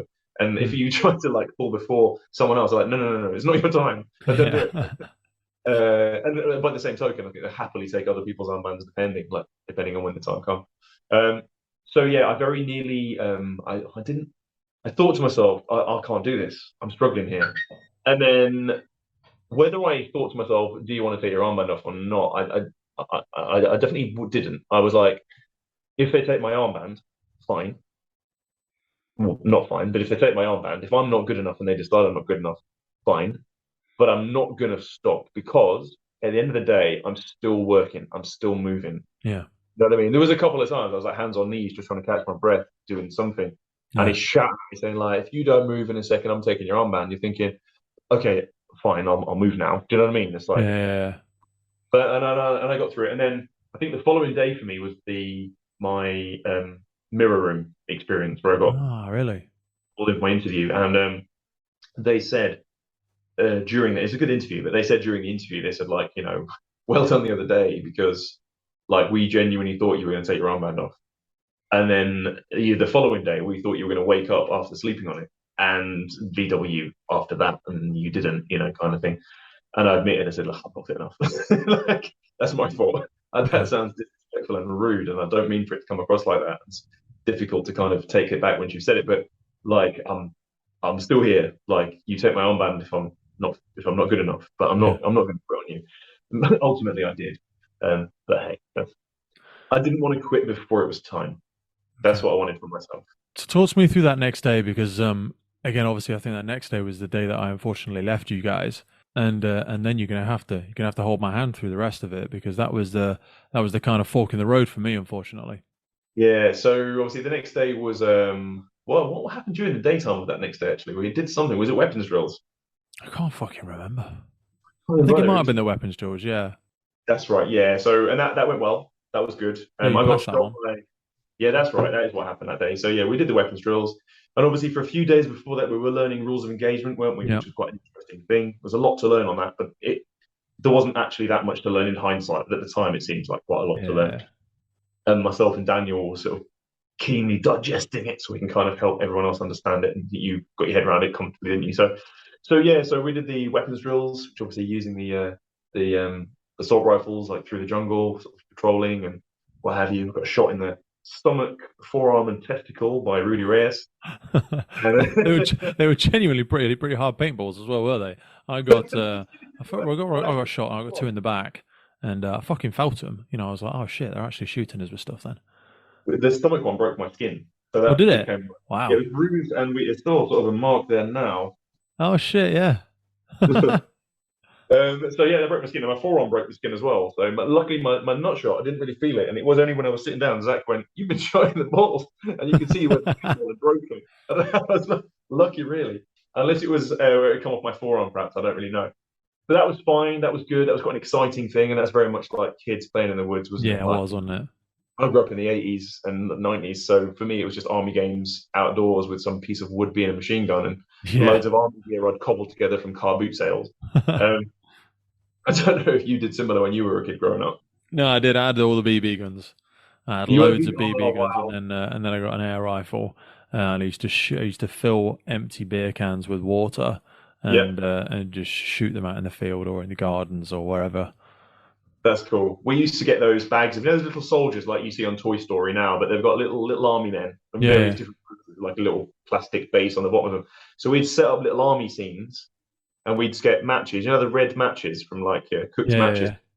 We'd set like some of those sticking out of the mud next to like a bit of hay or something, and then we'd climb up a tree and pretend to be snipers, shooting these guys, and then try and shoot the matches. And if you did shoot the match, it would strike, and then the hay would catch fire. And so it was all these Bloody random hell. things we used to do. But no, anyway, so we did the weapons drills. That was kind of cool. And then, of course, we'd driven past the area they used for milling a few times, hadn't we? Obviously, Yeah, we that was, had. Yeah. and we knew that that spot was so iconic looking. It was definitely going to feature for something, Mm. didn't we? Yeah. You got this kind of Buddhist temple It's on the beautiful. top of Beautiful. Yeah. beautiful temple, and you've got these sort of, I suppose, stone platforms separated by staircases. I suppose Hmm. big open sort of stairs down to the next platform, and then stairs down the next platform. So you've got this sort of like temple effect, and then yeah, I mean milling. I wasn't nervous going into milling. I've done full contact a lot of times, but lots of fights. Milling's different to kickboxing, of course. And of course, in kickboxing, you use your strength against your opponent's weakness. So obviously, for me, I'm an okay boxer, but I'm a good kicker. So if I'm against someone that's got rubbish boxing, And obviously, I'll get close and use Yeah, that. if anyone was allowed to start kicking, it would have been a whole different game because people that actually know how to kick is fucking dangerous. Yeah, and I do K1, so you kick legs. So basically, like I won like 15 fights with leg kicks. So like, and someone as enormous as you, I couldn't stand medium range to you because if you hit me in the head, my head's going to be lolling down my back like a hood. Well, also, like you say, if you don't know how to check a leg kick, which I don't, you can take about 2 or 3, and then you can't even stand on the damn thing. Yeah, so it's normally three, then change stance, one or two on the new fresh leg, and then boom, down they go. And Yeah. it's kind of a cool thing. So someone your size, I'd use my jab, stay at range, and then kick your legs, right? So you don't just turn me into a photograph on a wall, like some sort of Hiroshima kind of thing. But yeah, so they call out number 13, obviously you and me. And We were first, weren't finally, we? we were first. Yeah, yeah, Yeah, yeah. loved Back it. to the Giants. Not that I'm a giant, but there you go. So yeah, so who was our referee? Was it Foxy? Foxy, yeah. Foxy was our referee, wasn't he? So he calls us to the middle, so we sort of touch gloves, and I wasn't sure what your approach would be going into it, and I was happy to sort of try and mirror your approach because I Mm. wasn't. I know that obviously being a competitor you are and being the big beast you are, but then not being a fighter. So I wasn't sure how you'd be. I wasn't sure if you'd be like, oh, let's give him a good show, or let's see what happens, or whether you'd be I like, was worried about anybody, Ivan including Drago from myself, Rocky getting 4. knocked out. You know what I mean? Because, like I say, I'm not a fighter or anything like that. And as soon as I saw Yeah, that we were on that sort of ground, ironically, I was like, I don't want anybody, including myself, taking a tumble on this because you'll bang your fucking head, you'll bang your elbow. And I kind of thought, because like when I'd seen it in the past, I was like, they do it on mud or they do it on sand. So when I thought, agreed. fucking hell, we're on a stone courtyard here, I thought this doesn't Yeah, fucking seem very clever. I So thought I exactly thought, the same thing. yeah, we'll throw some punches and stuff like that. And they did elaborate that it's supposed to be a street fight and no one's going to be kicking or anything like that. Mhm. So I thought, yeah, we'll have a bit. We'll just have a bit of a play. And I thought we'll try and clinch and just throw into each other's ribs a little bit. And I Yeah, wasn't yeah, yeah. massively too fussed about how it was going to go. To be fair, No, we're not and same. So, but yeah, I thought the same thing. So obviously, normally when it's on a soft surface, they allow someone to get pushed down and a yeah, bit go of to the ground and ground and pound do a bit of before they that. start Yeah, it. And I thought they probably won't this time. It's probably going to be all stand up. Do you know what I mean? But yeah, thought exactly that. And I thought I'd sort of gauge how you were coming in as to what I do. You know what I mean? And Mm. obviously, I don't think people usually get injured on that to the point of No, that that's what I'm saying. like It's murder usually one of ball. the safest things that they do because it's Yeah. just it's kind of for show. And all they do as well, I mean, the main thing they're testing there, to my knowledge, and I'm certain I'm right, is that what they're testing is that you can stay controlled. Because in full contact, it's the same thing. You've got to remain in control. It's got to be controlled aggression. Now, of course, you're going to produce adrenaline. That's going to make you stronger and faster and more focused and all the rest of it. But it also means you become like an animal. So Mm. you stop being able to kind of control that thought process. So, of course, at some point, you're going to have the courage to get up there and get involved. That's step one. So as long as you tick in step one's box, that's the main thing. Yeah. But the next thing is just as important. Shouldn't say the main thing, but is when they say stop, they want you to stop. Switch off immediately. Because Yeah, under fire, if you're actually a soldier, under fire, if your team leader or your commander's saying, right, do that, do this, they want you to listen and do what they've said. yeah. Don't want you running off, shooting from the hip in some red haze descending. Hmm. Do you know what I mean? That's not what they need. They need you to remain in control of your emotions. So that's all they're checking. Can you step up to the oki and do it? Yeah. And can you remain in control? And so I wasn't concerned in any way for that. I thought, yeah, I'll be fine. I'll get banged around a bit. I'm not too fragile. I'll be fine. And then I can stop because I'm not going to be overcome Absolutely. Yeah. by adrenaline. So obviously, then of course, I don't know whether we threw any shots coming in. If I threw any shots coming into you or not, or I tried to.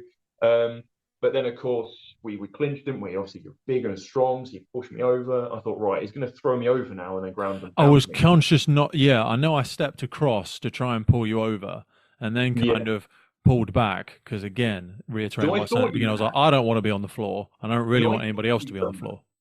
Because first of all, you've gone over the top, you sort of pushed me down, and sort of you threw a couple of body shots underneath, Yeah, none of that's and then really I doing. think, None of that's doing any damage though. Do you know what I mean? It's just well, that's like what I we could have thought as just done well. that for a bit. Yeah, exactly that, and that's what I thought as well. Because I thought, well, from an actual fight point of view, to stand at medium range and just trade Rocky four punches with you, I would come off worse. I'm a lighter, smaller person. Yeah. But of course, close up, like in K1, we clinch and use knees as well.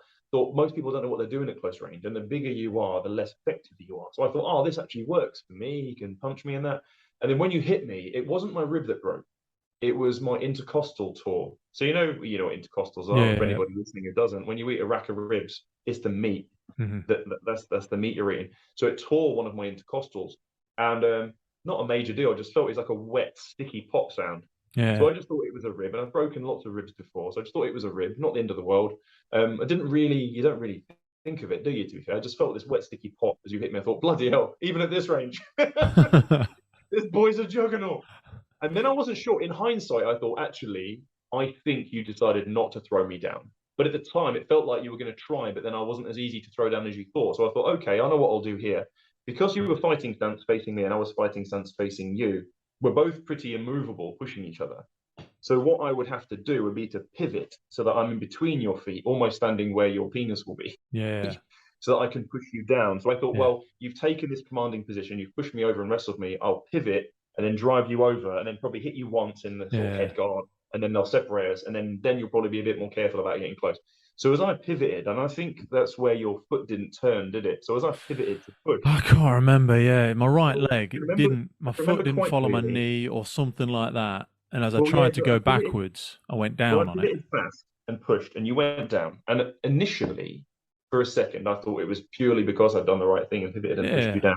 So as you've fallen down, I hit you with one sort of punch to the head, not a hard one, sort of like a No. half-hearted one. I But I think could I see think I your gave a little face. noise out at that point. I Yeah, said I fucking could ow or see in something. your face something was wrong, and I Yeah. knew it wasn't me. I knew it No, wasn't. oh yeah, it was something That's had what happened and I knew I something mean had is it happened. wasn't a punch.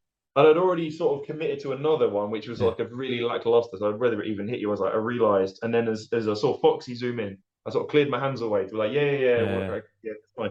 Stepped off you, and I could see it. Well, it might have just been fluid at the time, but it looked like your patella was actually off to the side slightly.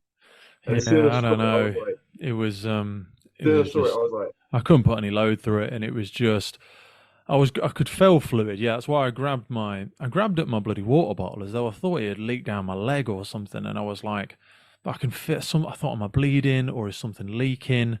Have I fucking knelt on something? I don't know what. yeah, And then I tried to put load through the leg to stand up because obviously the DS is saying I stand up, and I'm like, yeah, I can't stand up. So what's the matter? So I don't know. Something's happened. Something's gone. Um, and then they kind of helped me off to the side and pulled my trousers down, and the fucking that was just it. When I saw the knee, I kind of knew when I couldn't put any load oh, through it. yeah, Or I so don't I know if can't something have was just seen fucking your. on. I remember thinking that because obviously at that point I looked over at you. Obviously, by now your legs were bare, and you know how your brain fills in the gaps. So I thought I remember as I stood up, I could see your kneecap off to the side. That isn't possible because you had your combat trousers on. Mm. So it must have been just my brain switching it around a little bit. Sorry, I'm thinking No, out it's loud. always the case, mate. Back And over this to is you. why it's so important to try and capture these things as early as possible because we do just mentally, we just fill in the blanks. But yeah, I sat down at the side and it felt like somebody had a straw into my knee and was just like blowing fluid into the knee because Yeah, I could see it progressively getting bigger. And then my kneecap was up near my quad, basically. So I knew something had detached. I knew I couldn't lift it. And then I'll be honest, I just fucking broke down in tears because I was like, "That's it for me. I know I can't carry on. This is it. I'm not allowed. I won't be allowed to do it now." And I was yeah. fucking gutted. I know you were. They put me over to the side, and obviously I was just looking at you, and I was. We both know it was a freak accident. I Hmm. know, and obviously I couldn't talk to you until after the course, until I got your phone Yeah, I number. know you asked to come You're the over. first I person to appreciate message. that, but Oh, did they even tell you that? I don't know if they told you well, I that, but heard you. I heard you saying, oh, because there were everybody fall out when you'd finished doing it all, and you were like, "Oh, staff, going to go speak to number 13," and they were like, "No, what are you going to do? Were you going to yeah, yeah, fucking yeah. give him a Well, I was fucking trying to get your band-aid or eye something? contact before It's that, over. and It's obviously game over." you weren't looking. And I hate to say this, I'm being a bit emotional. I know sometimes. Obviously, I'd had a little bit of an emotional moment talking to you about like my dad's situation and stuff, hadn't Yeah, I? But I actually had a little cry. I was like, I couldn't believe it because for me, as you know, like I didn't want to go out in the beginning. I didn't want to go out on day one or day two. For me, I just wanted to see how I was, to see what I can take, to see what I'm capable of, yeah, and to not quit before I needed to. Do you know what I mean? So for yeah, me, I hoped at some point I'd be within striking distance of the finish and then be like, oh, actually, I might as well finish now. But in bite-sized chunks, I was just thinking, let's see how I get on. But as soon as I met you, I knew you could complete the course. And considering your competitive history, I thought for you, no less than probably completing the course would be what you intended. And so there you are after this stupid fucking thing. And also, like, I pivoted, push you over. But, you know, that was I tried to do. Yeah, but you wouldn't have done that if I hadn't done X, Y, Z, and it was just way. one of those. Yeah. So I'm looking at you. I had a little cry, and then breathing in. You know, when you sort of like, if you are emotional, you breathe in deep, don't you? Sort of like control yourself. Took a deep breath to control myself, and then it was like I was being stabbed in the lung, and I was like. We didn't discuss whether I can swear on your podcast or not. So mate, you can swear all you like. Yeah. So I was like, fuck, really hurts. And I broke the rib above that before snowboarding. And because it's such a broad surface area on the bigger ribs, like above your heart, usually when they're in position, it's just fine unless you laugh or something. But yeah, taking this deep breath, I stabbed and I was like, oh God. So I had a little cry. I couldn't freaking breathe. I thought, Jesus Christ. This is the least of anyone's worries, me having like a little bit of a broken rib or something. So I'm not going to say a word till tomorrow. I'll ask to see the doctor tomorrow, maybe. Of course, then I don't know if you were aware of what happened next, but everyone finished their fight. And Levi. You had to fight again. So me and Levi had a little moment because we'd both been put in the naughty cage. For anyone that's seen like the Rambo films and stuff, inside the prisons of war in these shark cages. That happened early on, that did. That was from like one of you questioned something and one of you did something else, but they didn't like it either way. Day 2 that was. And so me and Levi had been in there and we'd had a little moment and he told me his story and I told him mine and he was my boy at that point, you know. So Levi had a bit of a tough opponent, if I remember rightly, and he had a bit of a beating. Josh, fucking professional fighter. I know, right? So he'd had a bit of a beating. So by now I'm happy to go home. You know what I mean? And then you've had a bit of an emotional turmoil. You've got a bit of a pull in the rib. You know, you're a bit. It's been a day. It's like number 14, since you haven't been tested. Well, fucking what? Excuse me? Number 18. So Levi's obviously like, he's not feeling it either. So he touches gloves with me, like, and he looks at my face. He's like, oh, and I said, don't worry, mate. I'm not in it. Just hit me. Yeah. So I thought, I said, hit me. Fucking hell. Like, Jesus Christ. He probably hit as hard as you can. He's got some bangs on him, hasn't he? That boy's got some bangs. So I think I hit him once in the sort of, I thought I hit him a few times, then just let him hit me. Do you know what I mean? I'm not, I don't care. I don't want to be here. Do you know what I mean? I just want dinner. So one of his shots, he did this for a left, right, and he's got a right, left. So his right went straight. I think I was jabbing. So his right went straight under my arm, straight into my squelchy rib area. Went boom. His next hand hit me round the chops, and then I took a knee actually, and I thought, oh no, I can't get banged out. Jesus Christ, I'll never live this down. So I stood up, right? Because you can't take an 8 count like you can in actual fighting. So I stood up into like another shot, and then I can't remember. I think it was Foxy still being the corner man. I'm not sure. Referee. He kind of stopped us and said, "Right, that's it. 14, pathetic. Go and stand over there." And then Levi gets to be on the other side, which is fine by me. I didn't care. And then we went back, and then if I remember rightly, there was a bee sting that night, and I really struggled because I couldn't fucking breathe, and I didn't really want to play on it. I was trying not to say anything about it at all. And then at one point, I tell you what it was. It was one move that really killed me, and it was when you're crawling on your tummy. Yeah. And it was the movement of bringing this left elbow down towards my hip. Yeah. With that. And this morning I've woken up and it feels a little better, and I'm quite pleased because it hasn't felt any better at all since we got home. Oh, wow. And it means to sit up, I have to hold my knee and roll up. So I can't use my stomach muscles or my pecs at all. No way, no how. It's just like being stabbed. Take your breath away. Like, and if I sneeze, I've got one foot in an ambulance. Like, it's that bad. And the guy at work, he said, he tore his intercostals in about the same place I tore mine. It took 2 years of physio because no, I'm usually better at healing than that. Anyway, I woke up this morning and actually I sat up out of bed without sort of realizing that I didn't brace my knee, and it did hurt a little, but I was like, actually, that's not bad. So, and today will be the first day I'm going to train, because I see from obviously everyone in the WhatsApp groups there, although I don't know if you picked up on it, I know one of the guys, if I should say, he's having a bit of a tough time as of today. So he admitted he was struggling a little bit and he had to take the day off work. But I think probably a lot of people have jumped back in too soon. Definitely. And obviously the injuries kind of meant I couldn't. So I've got a squat rack outside my house, like an outdoor squat rack, and Olympic bars and weights and things. And I thought, I'll train legs. But there's no way to get my hands in a position to hold the bar across my shoulders. And I didn't want to just do the normal calisthenics legs like we were doing in Vietnam. I thought, no, I want a proper leg today. So I couldn't do it. today my training partner's already turned up. He's making himself a cup of tea, so we're going to train today. But anyway, so digressing as ever. This beast thing, there was this movement where you're crawling, and that movement itself, I was almost, I couldn't actually do it. So then I'm trying to compensate by just pulling myself with the right hand. And at one point, they admitted to the DF, I think it was Chris, he said, I can't start, my rib hurts. And they don't really care for that, do they? And I got through that beasting. If I remember rightly, it was the same level of beasting that we'd had. Oh, really? That day. It's a bad one, yeah. And I stopped even saltier balls than the previous time. Like, it was really bad. And fine, got through that. The next morning after breakfast, I shouted to the DS and asked to speak to the doctor. And I think they knew that what was in store wasn't terrible, because that's the day we kind of had this really long hike and an abseil I'll tell you about. It's amazing. Yeah. But they said, oh, what's wrong with you? I said, number 13 broke my rib staff. And he went, not surprising. And yeah, so we didn't get a beating that morning. We went to the vehicles. It was about a 3-hour journey. I think they gave us lunch on the coach. Right. And then we got to the side of this giant lake, like freaking ocean, huge lake.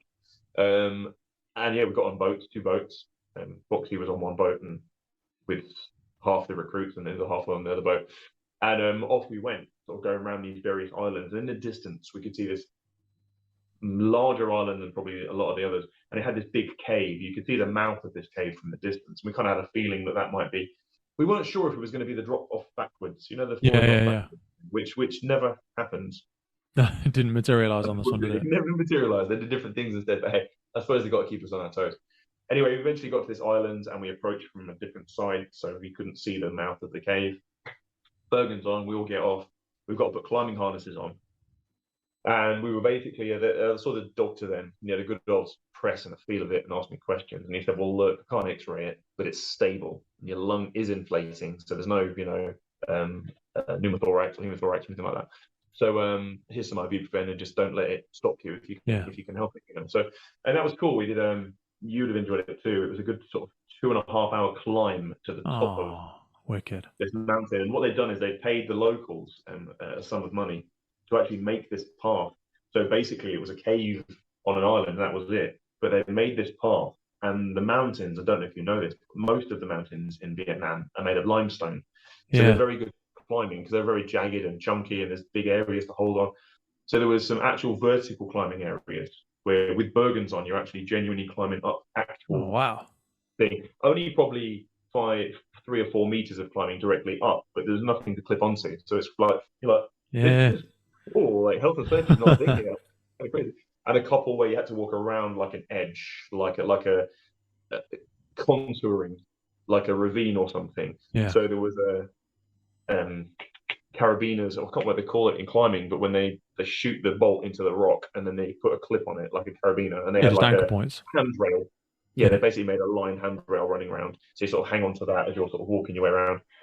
At the very top, there's basically a hole in the top of this sort of cave, at the top of this mountain that opens out into this big cavernous cave. And when I say cavernous, we're talking there's swifts flying around. There's flocks of swifts flying around, and bats are like landing on the side with their little elbow claws and what have you. And it was incredible. But before you get to the very top, there's a sort of hole broken in through the side, which you walk past as part of the trail, and you can see into the cave sort of system. And then we were instructed to watch and see one of the DS, can't remember who it was, I think it was Chris, and he basically abseils down. But it's not like an abseil where you're pushing off of a wall. It was just a straight descent. With the Bergen attached underneath you, hanging underneath you like a paratrooper has, when they parachute in. So off we go. Now we've abseiled. Oh, we missed a piece as well. We missed the high activity when you got that slut drop. Oh Christ, fell onto that bloody wood. I'm surprised I didn't hurt your back. No, luckily got away with that one. I just snapped the board up a little bit, but it just survived it. Yeah, that was a funny one. Yeah, right. That's funny. We'll talk about it over time. But so we get to that. I'd abseiled before, but like at Centerbox. So, and I'm fine with heights. Or I was pretty sure I was fine with heights, and I've done a skydive before. So the height things I was cool with. So this one was no different. So Rudy Reyes, he kind of sorted me out and asked how I am with it. I'm like, I'm excited stuff. I think I like these sorts of things. So off you go into position. Bergen hanging. He clips your Bergen to like a strop, which is attached to your harness. Mm-hmm. I don't know all that climbing terminology, and I don't. But then he sort of kicks your Bergen off, so it kind of hangs underneath you. And what with my body weight and Bergen combined, even with sort of like, should we say the brake applied, with my hand right round to my tailbone. Yeah. Even then, it still started coming through my gloves, like slowly, but like it was hard to stop it from. And I've got obviously these big sort of like fire gloves over the top of the climbing gloves, because obviously it's a big. I don't know how long. I mean, hopefully it'll appear on the show, and hopefully they'll say how high it was. If I had to guess, I would say it's probably 700 feet. Wow. It was really high. I mean, they might say less, but anyway. Yeah. So yeah, off we go, get to the bottom, and that was amazing. Good feedback. Oh, That was beautiful. I got told off, and before my interview, so my interview was actually this night, so it wasn't the day before when I thought it was. But when I got interviewed, as part of my interview, he said, "So, do you have a criminal record?" And I said, "No, I don't." And he didn't seem to believe that I didn't have a criminal record. And he was like, he was looking for a piece of paperwork to prove that I did, and maybe he was getting me confused with somebody else. I wasn't sure. And he said, "Well, do you have a problem with authority, though?" And I said, "No, stuff. I really don't. Like, very much believe in respect and discipline. And if there's a hierarchy or a pecking order in the situation I'm in, I'm fine with it. And like my dad was very much, sort of brought me up to be that way." And he said, like, you've obviously your back chatted before. And I remember I got put in the shark cage, shall we say? Yeah.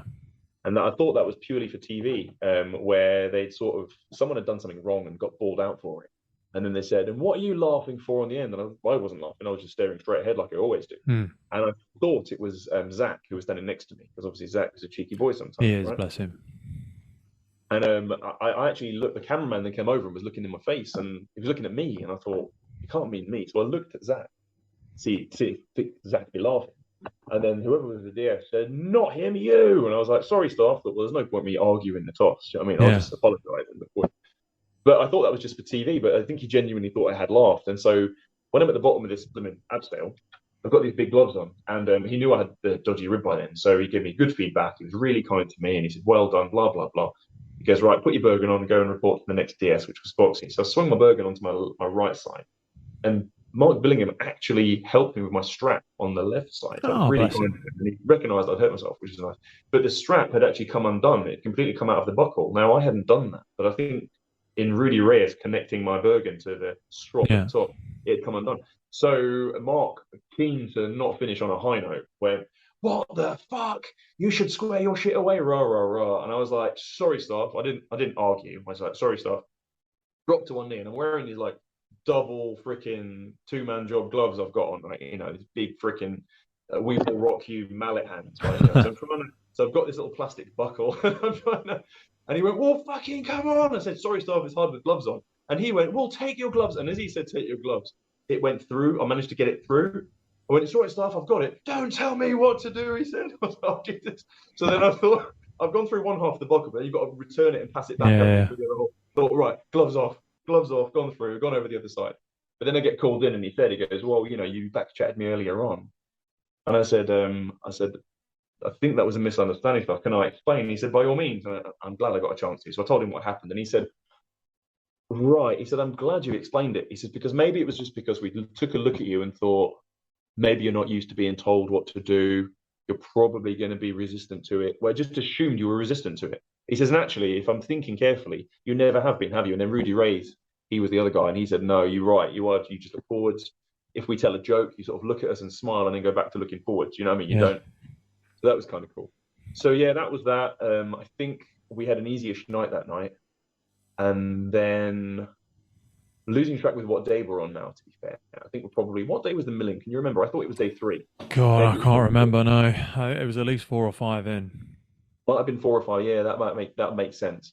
So that was the big abseil. Then we had, okay then. So this may well not be the next day, but it was definitely one of the days that followed, and this was a pretty cool one. So I think you were there when they talked about our emergency rendezvous point in case we got turned out of base in the night, in case our camp came under attack. Do you remember that? Mm-hmm. So they gave us coordinates, didn't they? They gave us a compass bearing to be able to escape on. Which basically was out of camp and up this sort of 270 steps that were carved in this sort of like limestone cliff. And then at the top of this platform, this plateau, there was some more coordinates based off of a building. And then we had this little spot in the woods. So we were waiting for this to be a problem. We're waiting for this to happen. I don't know if you've talked already on the podcast or who else you've had on about the wet kit, dry kit routine. No, go on. So obviously, wet kit, dry kit routine, you've obviously got a set of sort of army fatigues that you keep completely dry. They're just for sleeping in. But the reason you have them is in case something happens in the night and you've got to leg it from your camp, you're at least wearing proper kit. You don't really want to wear and get wet, but if it happens, it happens, So, which means that your wet kit that you've taken off has to languish in your Bergen all night. Because, of course, if you don't get woken up in the middle of the night, in the morning, you'll take out the wet kit, put that wet kit on, and then the dry kit goes back, nice and safe, and that largely forms your pajamas. So anyway, I think it was 5:30 in the morning. We were woken up with gas, and they were throwing canisters. It was holding or throwing canisters around. So yeah, up like a shot, trying to stifle the boner and trying to figure out what to do. But at this point, I was having my respirator on top of my wet kit, just under the flap of my Bergen, which seemed like the best thing to do, and that was no different that day. So flap off, respirator on, and just socks and boots on. Then they'd pat you on the shoulder and say, right, you're good, go. And it was like, you weren't supposed to wait for anyone as such, but not everyone had head torches. Because they'd done it at like 5:30 in the morning, it was almost that kind of dusk that's kind of thing. So you could sort of see. So anyway, up these steps, we get in position, we wait half an hour. They tell us that we're missing 2 members of our team. So they took Danica and they took Daniel from us. And we didn't see them for most of that day. And then when we came back, they said, right, you're going to go back to camp. Camp's going to be, I don't know, some other force has come and gone back to camp. You've got to go and check it for IEDs and then await further instruction. At which point they broke into 2 teams and explained that basically, enemy insurgents had captured our 2 people and we had to basically come up with a plan to rescue them. It was pretty cool. They broke us into 2 groups of 5. Levi was still with us at that point as well. And then they took us through to the education area. Remember? Yeah, at the back. And they'd made like a little model village of the compound we were going to go and basically break our captives out of. And then a notepad, I drew it all out, made sure I counted how many rooms there were and all that kind of thing. And it was a 4-phase plan. I won't bore you with all the detail as such, but phase 3 was the phase where we basically enact a rescue, shall we say. So we had to volunteer for someone to be a team leader, someone to be second in command, plan it, come up with a list of things we wanted to order from the local militia that were going to help us. So we went back to the canteen. I volunteered to be team leader and said, does anybody else want to be? I'm happy to be. And they said, no, it's all yours. Take it. Hills, she said she'd be my 2IC. So that was quite cool. And then, we looked at it. I said, right, I've got an idea of a plan. I'll say it now. And then if you've got a better plan that shits all over mine, that's fine. Just tell me. Said the plan. We modified it slightly, made a list of things. It was quite straightforward. There was 5 of us. We needed 5 assault rifles. We needed 5 respirators, but we had 1 at least. The idea was to be 1 hostage, but we knew they'd taken 2. So we thought, what's the chances they'll throw a curveball in and we'll have both in our camp, So with like 7 respirators, flashbangs, body armor, all this sort of thing, cutters. Anyway, that was that. We then get in the vehicles. They take us a few hours away. Then, we pull up and it's all acted out, shall we say. Someone takes us to the rendezvous point, then leads us to one of our DS. The DS says, right, this is the kit you've ordered. Door breaching kit, like the big red key the police use breaking in doors. Door breaching kit, the rifles that we've been using, those HK416s. Didn't have body armor, didn't have first aid kit. We didn't get respirators either. But anyway, we had the kit we had. He goes, right, off we go. So he sort of led us into the first part of the camp, like the drop-off point. And then over the wall, running through mud, running through water. There was explosions going off in the, where they set up like some sort of pyrotechnics. Yeah. There was a few explosions going off. And then, we sort of went through the MOUT, that method of urban, whatever it is, for clearing out buildings. Yeah. Stacking up and 4 up, 3 up, 2 up, 1 up, and going through that, what do they call it, the fatal funnel quickly and all that kind of stuff. And we'd been told that there was a 15-minute window where the enemy insurgents had left the camp to get some sort of resupply and there shouldn't be anybody there. But we figured that was a trick, you know what I mean? So, but there was no one to shoot, just cameramen. Because every time you breach into the building, there's like someone, oh no, he's got is that a javelin at this range? No, it's a camera. And Found a couple of people with hoods on that were Yeah. bound up, but you could tell they weren't ours. They were like Vietnamese. And so yeah, I approached. I was like, "Can you hear me? Yeah, it's Ross. I'm going to get you out. Do you have anything on you? Any devices that you know of?" But he's not. He's got to understand what I'm saying. He's not even responding. And I see like obviously Daniel and Danica are both obviously white skinned. These guys are Vietnamese, so you can tell that they're not ours. But it's like, okay, I'll take the hood off at least. I was like, hey, right, I'm not cutting you free because you're not really sure of the parameters, and they're not your people to rescue. Yeah. And hey, if you cut them free, they might end up shooting you or something. So we left them. We cleared the other buildings, and we found Daniel. So we cut him free, and then we cleared the last building, and then bosh, we leg it out of there. Feedback was mixed, but it was like, well done, you did capture the people. You was a bit slow here and there, that kind of stuff. That was a success. The other group, I can't remember if they passed it or failed it, but I know that they were more critical of them, but I think they had a harder time. They hadn't given us respirators. Okay. They didn't give us gas. But the other team, they were given respirators. Now, as part of me planning it, I said, we've both hard skipped a piece because we had the gas. We had the gas situation. Did you? Yeah. Was you Yeah. there? No, I didn't get that gas. Okay, so that was the following day. I knew something had happened in the morning, and I think that's what it was. Yeah, that's correct. That is what it was. So anyway, we did the gas. That was quite easy for some of us, I think. Anyway, that was as you usually see it on the show. So there wasn't really much difference to it, to be fair. In the buildings, mask off, exposed to the gas. And then we had to run around searching all the rooms for this little medical kit, basically. Yeah. And then when we found it, we burst out and leg it. And that's pretty much what happened. It wasn't particularly thick gas, and the rooms were bigger than probably the amount of gas they had. So we had a bit of an easy ride of it. But some of the recruits struggled, and they were like proper streaming eyes and snot bubbles and couldn't breathe. But myself and Daniel, we went first as a team, and we found it pretty straight. We were quite lucky, shall we say. That was all right. But anyway, that was just to fill you in on the bit I missed. So I said, we know what the gas is like. If they give us respirators, don't put the respirator on. I've worn breathing apparatus. I've worn BA, of course, because I'm part-time firefighter for enough years. So you don't want to be wearing that shit unless you have to, because it's going to restrict your breathing and your visibility is going to be massively reduced. And I know, of course, with BA drills, you're normally blindfolded anyway to simulate, near blackout conditions. But even when you don't have that, it's still restrictive, isn't it? You can't see so well. No, so absolutely. I said, don't wear the breathing apparatus, but don't wear the respirators unless we freaking have to. And because they didn't even give us any, it made it easy. We didn't bother with them at all. Do you know what I mean? But we wouldn't have anyway. We started dangling off our arms. But the other guys, they did have respirators given to them. And so whoever it was that was team leader said, right, respirators on, like straight away. Oh, wow. And I think it fucked them up. That would have really slowed you down, that would have, Slowed them down. They were ages searching for things. They were missing rooms and all that sort of stuff, bless them. So they had a tough time. But to be honest, I don't think it was their major mistake. It was just putting the respirators on was the problem there. We went from that one to probably one of the coolest things I've ever done. So you remember the training on the assault rifle that we were given? And you had the training on the handgun as well? No. Okay, fine. So the following day, I think it was maybe the day after, it was the day of the gas. This helped me actually, because I'd missed this day out and it threw my timeline off when I was trying to make a list of what happened on what days. But yeah, so one morning we did the gas.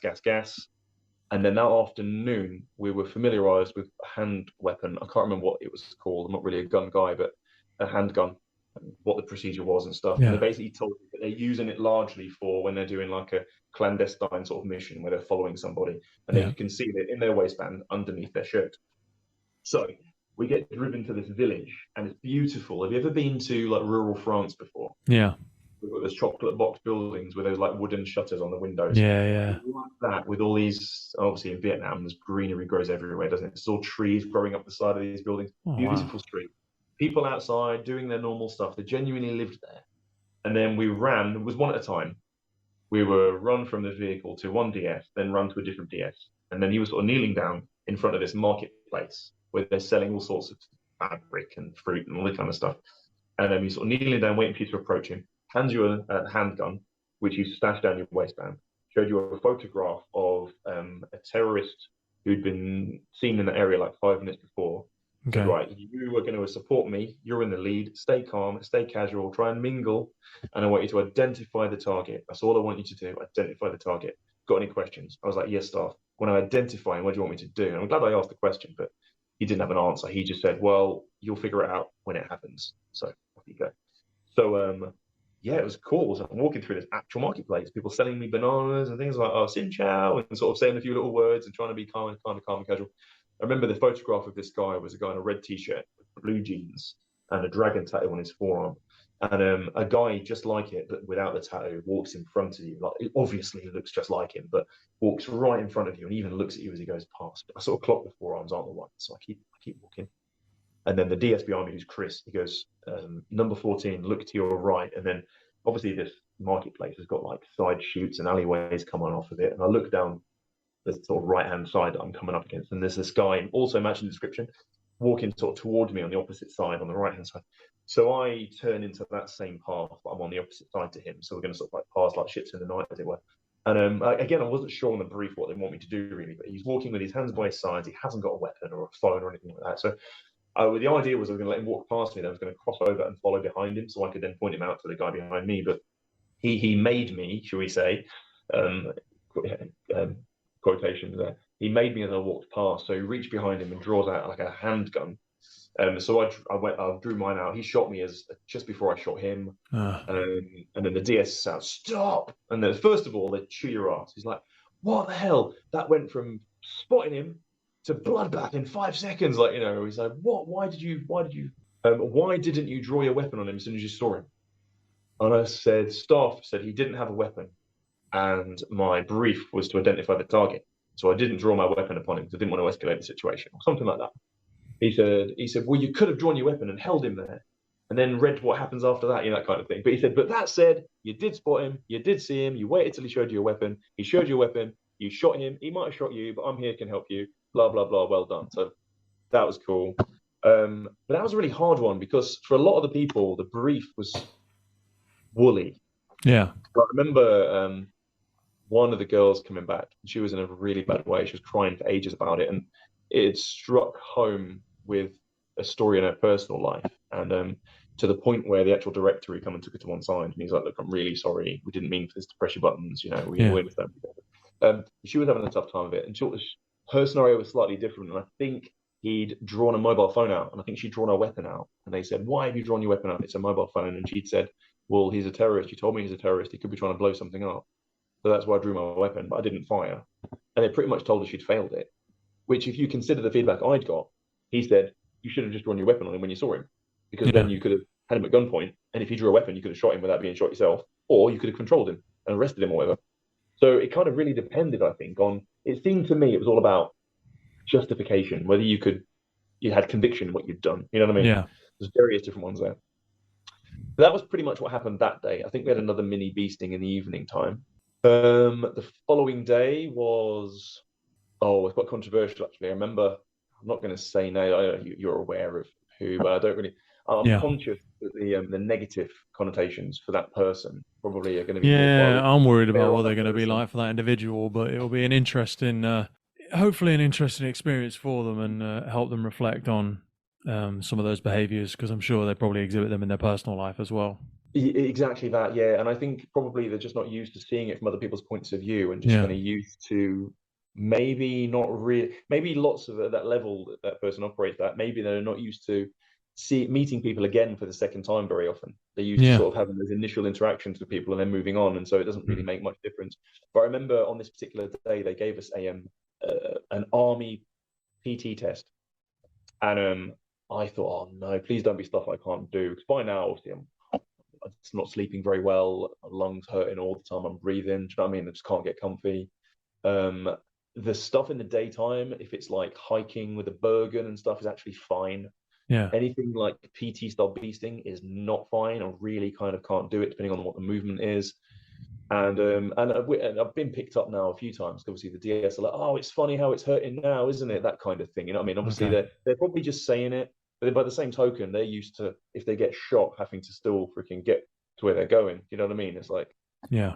Anyway, this PT style beasting, I think, was kind to me. They were very inclusive of movements I could do. So in the parade square, there was an exercise station in each of the four corners. So the first station was 20 push-ups.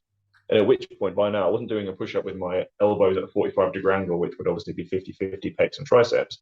It was the military-style push-ups with your elbows quite close to your body. Yeah. So it's pure tricep and front shoulder, but it was fine on my body. It wasn't hurting my ribs. So 20 push-ups, then sprint to the next corner where the sandbags get weighed, and the V-ups, I think I would call them, sort of a leg raise and a crunch at the same time.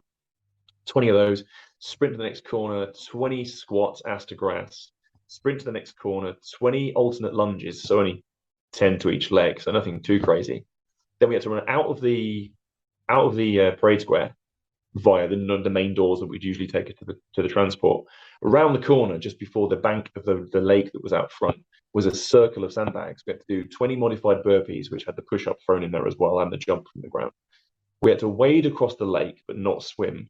Climb out the other side. There was another circle of sandbags. Do 20 tuck jumps, and then run round into the other doors, the doors that were near the toilets. Yeah. And then once in the barracks, run around the parade square, like the cobbled paving of the parade square, run around that, sprint around it, and then your time ends when you get back to DS. So anyway, we do that, and they give us a lecture in the beginning about having to be fit and all that kind of stuff, and listening and what have you. But they talk about honesty and integrity, but they've mixed the honesty integrity message into a bigger piece. But I picked up on it. Like, it's obvious what they were getting at. You knew what they were going to get at. Yeah. And 2 stations that are outside of the base, the DS can't see you, and of course it's on camera. So now for me, when I do lunges, if I'm doing alternate lunges, I always count every other as 1, 2, 3. So instead of counting to 20, I would count to 10. Yeah. Count my left leg only or whatever. Yeah. Yeah, exactly that. Yeah, but for some reason, you fucking don't know which way's up. Do you want a course like this? You don't know what's next. So I started counting singly, and I got to 5, and I thought, hang on, no, 1 more. Right, that's 3. If you know what I mean? Yeah. So 6 reps is 3. But I got to 20 and thought, shit, what if I fuck that up? I'm confused now. I'll do an extra couple of reps, and I did. So anyway, we finish our reps, and then they say to us, right, you got to go again. Second time, but this time just 15 reps at every station. But here's the kicker. Anybody that's outside of their first time is off the course. You've got to beat your first time. Okay. And it didn't fill me with dread. I thought, well, it's 15 reps instead of 20. I know I'm a bit tired after the first one, but I was kind of considering this might happen. And I didn't. Josh, bless him, he went round like a bullet, and he was throwing up in a bucket after his first round. Wow. And I hadn't done that because it occurred to me that they might do something like, we might do this 10 times, or they might do something. So I'd gone round quick. I was trying to prove that I was fit enough to still be here, but I didn't want to bust my ass. Anyway, so I go round fine. And after the fear of counting my reps wrong on the lunges, I made sure I did everything clean as a freaking whistle. My tuck jumps were more like power curtsies. I'm not going to lie.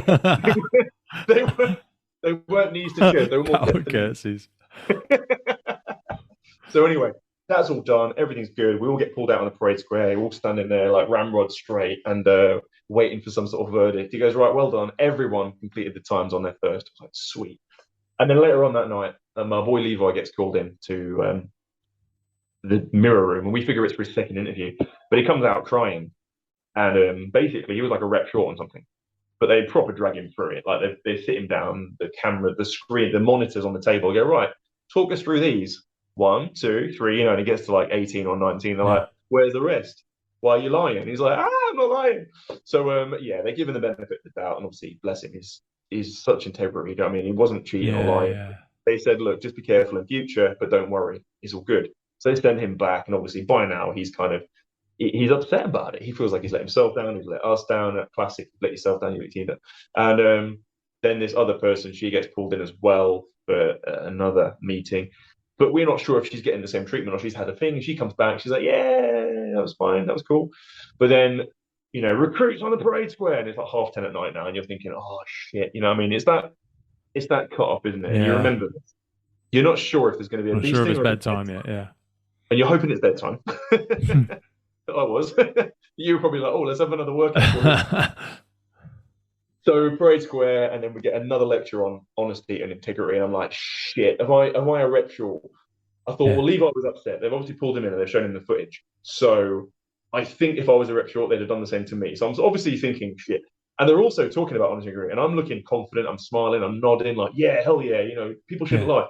So I want it to look like I don't think I've missed a rep. In case they tell me I have, and then I'm not very believable, and I go, oh, really? Looks like I lied all along, right? I'm not a liar. I was just worried. Obviously, anyway, cut long story short, well, long story ended. They call this person forward. They're like, right, why don't you tell everyone what you've done? But they didn't take it on the chin. They're sort of like, well, there was some confusion, blah blah. They were like, confusion bollocks. Yeah. You lying cunt. Yeah. Said you were meant to do 15, you did 6. Fucking And 6. yeah, so What a fucking piss take. yeah, and instead of like, I mean, it's easy to say what you would have done if it was you, because of course I Fucking genuinely put you out. Well, yeah, I mean, you wouldn't have done that anyway, but yeah, Well, you I'm can't good say at- what you'd have done if you'd been caught out because you wouldn't have done it anyway, but no, I'm good at telling a fucking story. put your hand up. You I'm know, a good storyteller, so I'll tell a story and try and make it funny or put a twist on it. I'll never tell a story to make it sound better than it was. If a fight kicked off or something, I'd play down if I did something good and say, well, actually, I got banged on my arse there, and try and make it funny. But nonetheless, I wouldn't lie about something. And if I did embellish a story to make it sound funny, I would afterwards say, by the way, that bit wasn't true, made that up. But of course, for her, instead of saying, guys, that's on me, I was really tired, I was struggling, I hope they wouldn't notice. I'm so sorry, you could have all got a beast on the back of me, and I hope you forgive me. It was, oh, well, I was doing a double bounce to get up on the tuck jumps, and I must have got confused and counted those instead, or something like that. Was this in front of the DS? No, that was when she got back in the room. Oh, Because right. she started trying to say that in front of the DS. She was saying, oh, there was some confusion, but then he went, shut up, you lying cunt, tell him what happened, basically, or words to that effect. So, yeah, so of course, bless her, though, from that point, though, there was genuine, like, I was like, well, look, bless her, she was struggling, she was tired. You know what I mean? Like, maybe she wasn't thinking like we were, that there was definitely going to be a camera there. I know it's dishonest, but blah, blah, blah. But the girls were like, no, that's not raw. Yeah. So, yeah, it got a bit icy then. It got a bit tricky. And on my final day, there was, I mean, it's controversial to tell you these things. I'm going to tell you anyway, because definitely. No, mate, you'd be surprised. Everybody's been very honest. I've had conversations with about 10 people now. Oh, okay. So, of course, hygiene is super important, isn't it? Yeah. We were sweeping it and throwing buckets of water down, and obviously, rodents and all that kind of thing. It's a real problem. So anyway, obviously at night time, we're obviously sweeping, especially by like day 5 and day 6, we're like sweeping it every night. Yeah. And one of the girls remarked how underneath this girl's bed was always full of sand, and laughing, saying, "Wow, it's like your feet hemorrhage sand. Like, what's going on? I've only got little feet." And they'd obviously just laughed it off. But on the final day, at the beginning of the final beasting that I just couldn't do, they said, right, Bergens to be weighed. But by now, we're not being fed proper food in the canteen. We're only eating our food rations. Yeah. And as you remember, we were given 3 ration packs, and they weighed probably 400 or 300 grams each. So, like, it's about a kilo's worth of ration packs that you've got in your burger, and the water as well. And if you recall, the Bergens had to weigh 15 kilos without the water bladder and without 9 kilos of sand. Roughly, yeah, between 7 and 9 kilos of sand. So I think I put 9 in because I was like, I wanted to make sure we were over. Yeah, you don't want to risk, because a few people got pulled up first couple of days, because it was just under or something. This person was one of them, if you remember. So I remember Rosie, she got told off. She was like a kilo light or something. And I think she genuinely hadn't taken all of her food out properly. That was like the first couple of days, wasn't it? That was just to get them set, and then we didn't disrupt them, or we shouldn't be disrupting them after that. Absolutely. And I think a few days in, I think the following day after our milling, I think someone was saying that the Bergen was really, really heavy. And we'd been given a climbing helmet by then. We'd had gloves. We'd been given extra kit. And I said, well, how about some of us recalibrate our Bergens? And I said it to Rosie. I was like, Rosie, there's no point carrying too much weight. You're only little. Let's go and make sure your Bergen weighs the correct amount now. So I went down with her and with this other person too, and made sure the Bergens were the correct weight. So she was just over like 15 and a quarter. 15 and a quarter without the food and water. That way she was bang on, and she wouldn't get told off. So, they, on the final day, they gave us all an extra 6 ration packs. And so then we had like 9 in total. We'd had breakfast and lunch already, so we were down to 7 ration packs. And my Bergen weighed just about 22 kilos. So did everyone else's. Everyone's was holding the scales out, and it was 21 to 22 kilos. This person weighed their Bergen, and it was exactly 15. Fuck. And Foxy was like, what the fuck? How is your Bergen 15? That means without food and water, it probably weighs 11. Yeah. Your Bergen is 7 kilos lighter. So I'm guessing what happened is she'd actually taken the sandbag out completely, because my sandbag weighed 7 kilos at that point. So I think that's what was missing, the sandbag itself. I think she just longed it off under her bed, hoping we wouldn't get weighed again. Now, that was a huge advantage over some of the other contestants, because, of course, 7 kilo lighter Bergen genuinely is quite a lot different. What Oh, did they that's do more about it? So what he said was, it's a bit odd one. He said, he goes, "It's lucky you're all about to get the beasting of your lives, because if you weren't, you would anyway, because she's freaking lying and da da da da da da da da da." Anyway, they kind of didn't really talk about it. And I then know she went on to actually complete the whole course. So she Fucking hell. completed the whole Yeah. course, and she'd obviously taken the Vaseline by then and was only using it for herself. Yeah, I She'd, know. Oh, and I forgot to say, and I wasn't going to say. Do you know what? Is this sort of chat we're having is sort of worn on? I've ended up doing what I wasn't going to do and tell you what had happened. But on that day where we abseiled down the waterfall, I did tell you about this actually. But on the day we'd abseiled down the waterfall, I'd had to race against Scott, and I said, "Well, look, no, bless him, but he was my bunk. You was one side of me, wasn't you? He was on. Yeah. You was one side of my bed. He was the other side of my bed. They got quite close to Scott, and I like the guy. And I was like, "Don't worry, mate. You're not going to lose this race." And I was happy to let him win or whatever else. And he might have won anyway in his own merit, but I decided I was going to let him win. But that's not to say that I could have beaten. You know what I'm trying to say? So, Yeah.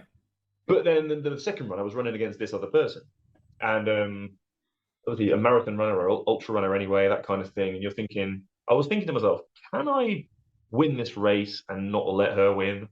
I don't really want to lose again. Like, I Yeah. don't think I can run up and down. I was hot as well. I'm struggling. You know what I mean? Yeah. Run up and down here all freaking day. I'm going to die. So I was thinking, fuck it. So I just win this race and then let her deal with it, because she's a marathon runner. She should be okay. And but I didn't need to worry about it. Well, it's irrelevant because we ran back, didn't we? And if you remember rightly, the path we ran down was really steep. Yeah, And really steep. the turnaround point was the other side of a bridge that was part of the road. Yeah. And this bridge had scaffolding poles that were poking up, like broken off scaffolding poles.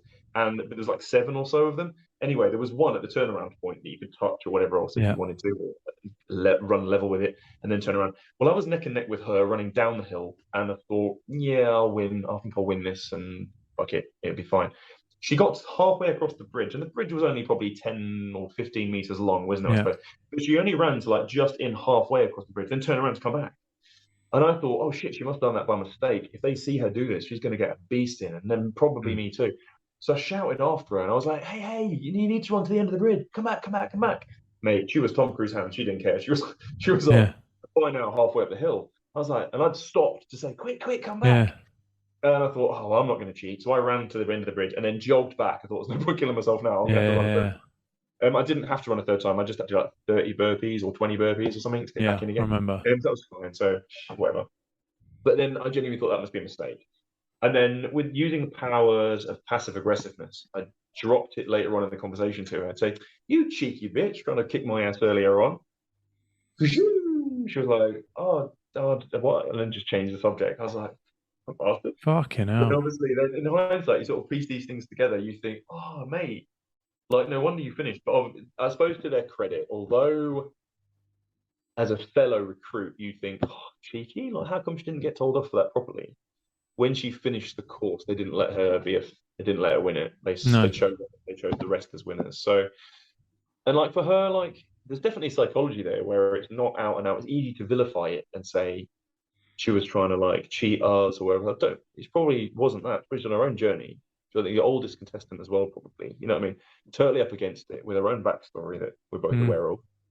And you're thinking, do you know what? Like, but she's not on our WhatsApp group. And I was thinking, shall I message the others and find out if there's a number for her, reach out to her, see if she's okay? And I thought, I haven't done so because there's only so many hours in a day. There's only so many people I can message. Yeah.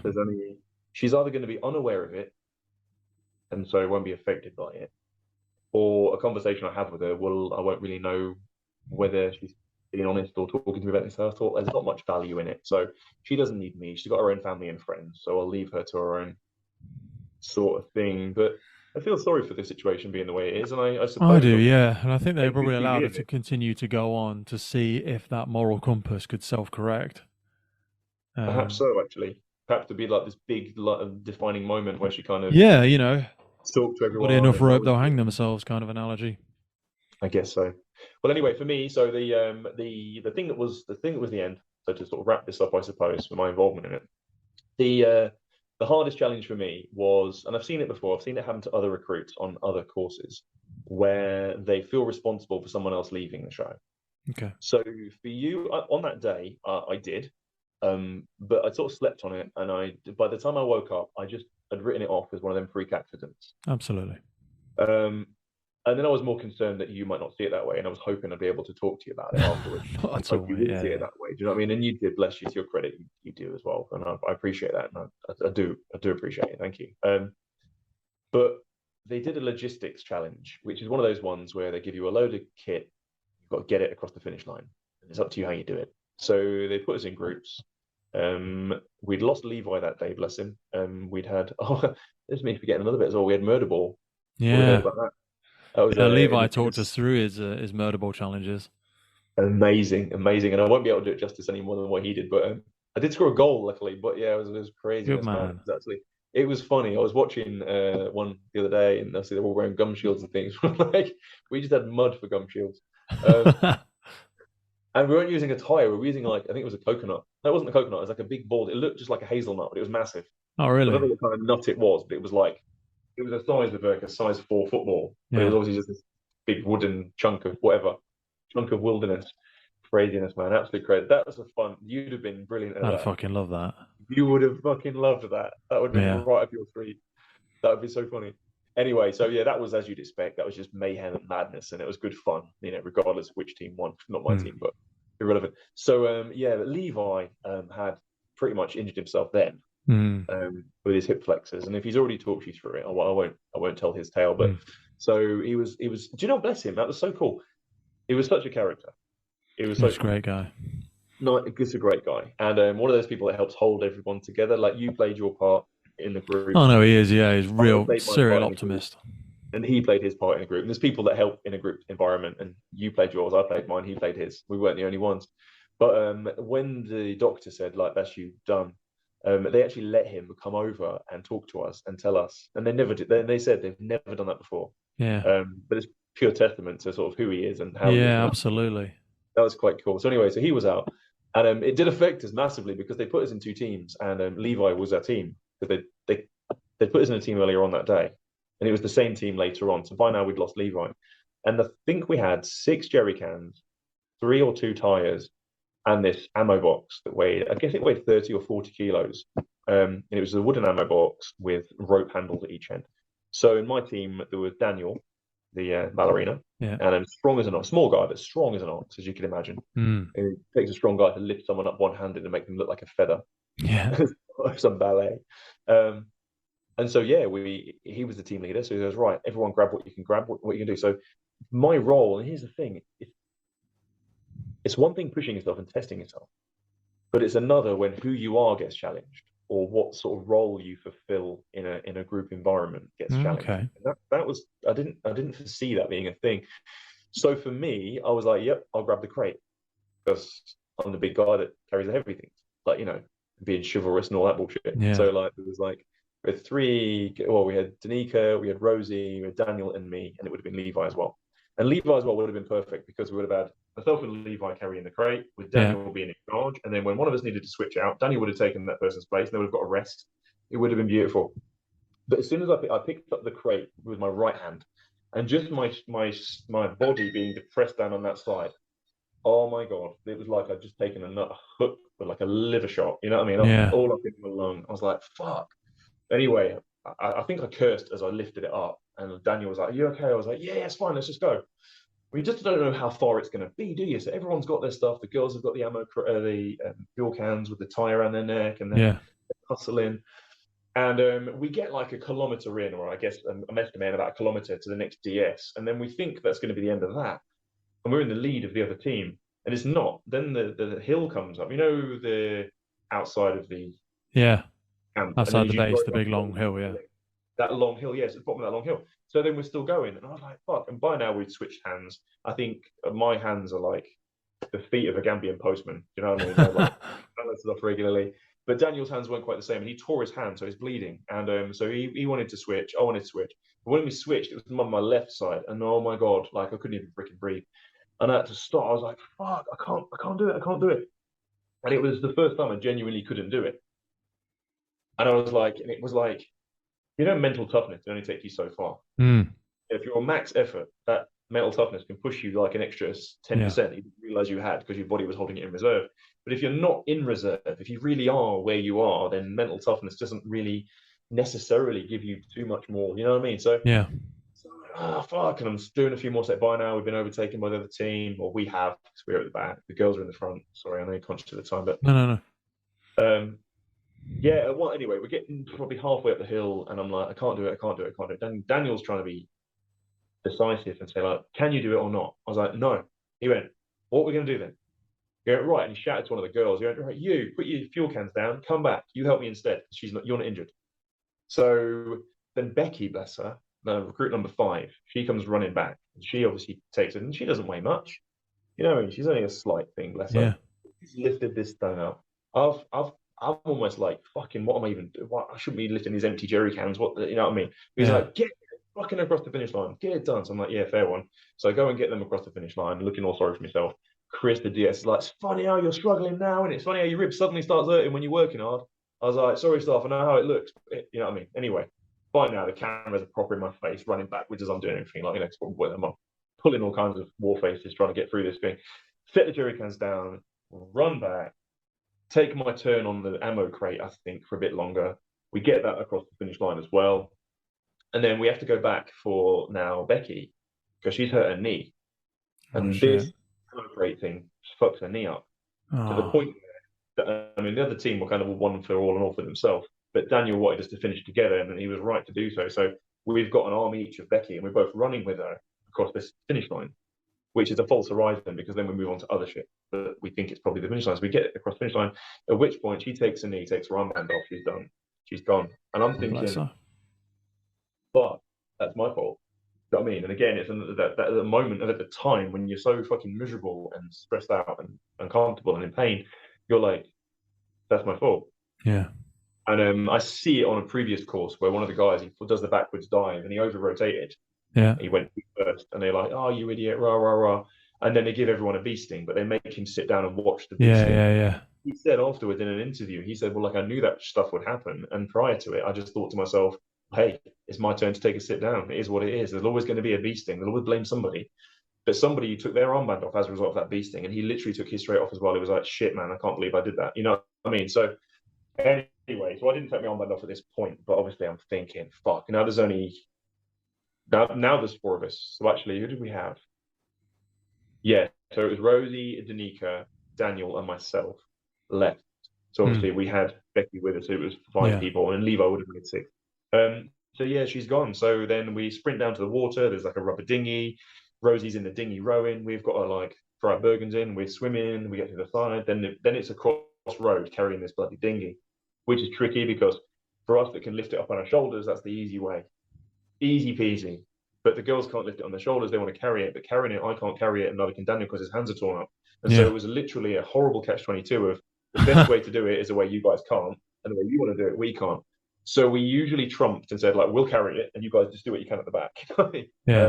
Anyway, so that beast thing eventually comes to an end. Obviously, the other team finished first before we did, but that comes to an end. That's fine. And the following day was Escape and Evasion Day, or would have been the beginning of Escape and Evasion. So I'm the duty recruit that day. So we were told we weren't having breakfast. We're just having our rations. So I woke up feeling a bit insecure because I thought, shit, are they going to call me and tell me it's time for breakfast? Or if we're eating rations now, do I just tell them to go and eat breakfast when I want? And it was someone else. I think Daniel said, well, look, if they're not going to tell us when to, maybe we should just have breakfast. And it sounded like the right thing. And I said, you know what? Good advice. We'll do that. So yeah, I said, right, everyone, go and eat your ration packs. Ideally, don't use your mess tins. Just eat it out of the thing.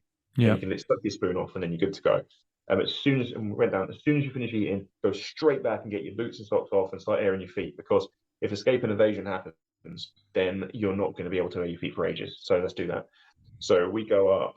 I've pulled the bench around so it's near the door. So I'm sitting right near the door so I can see if the DS come out.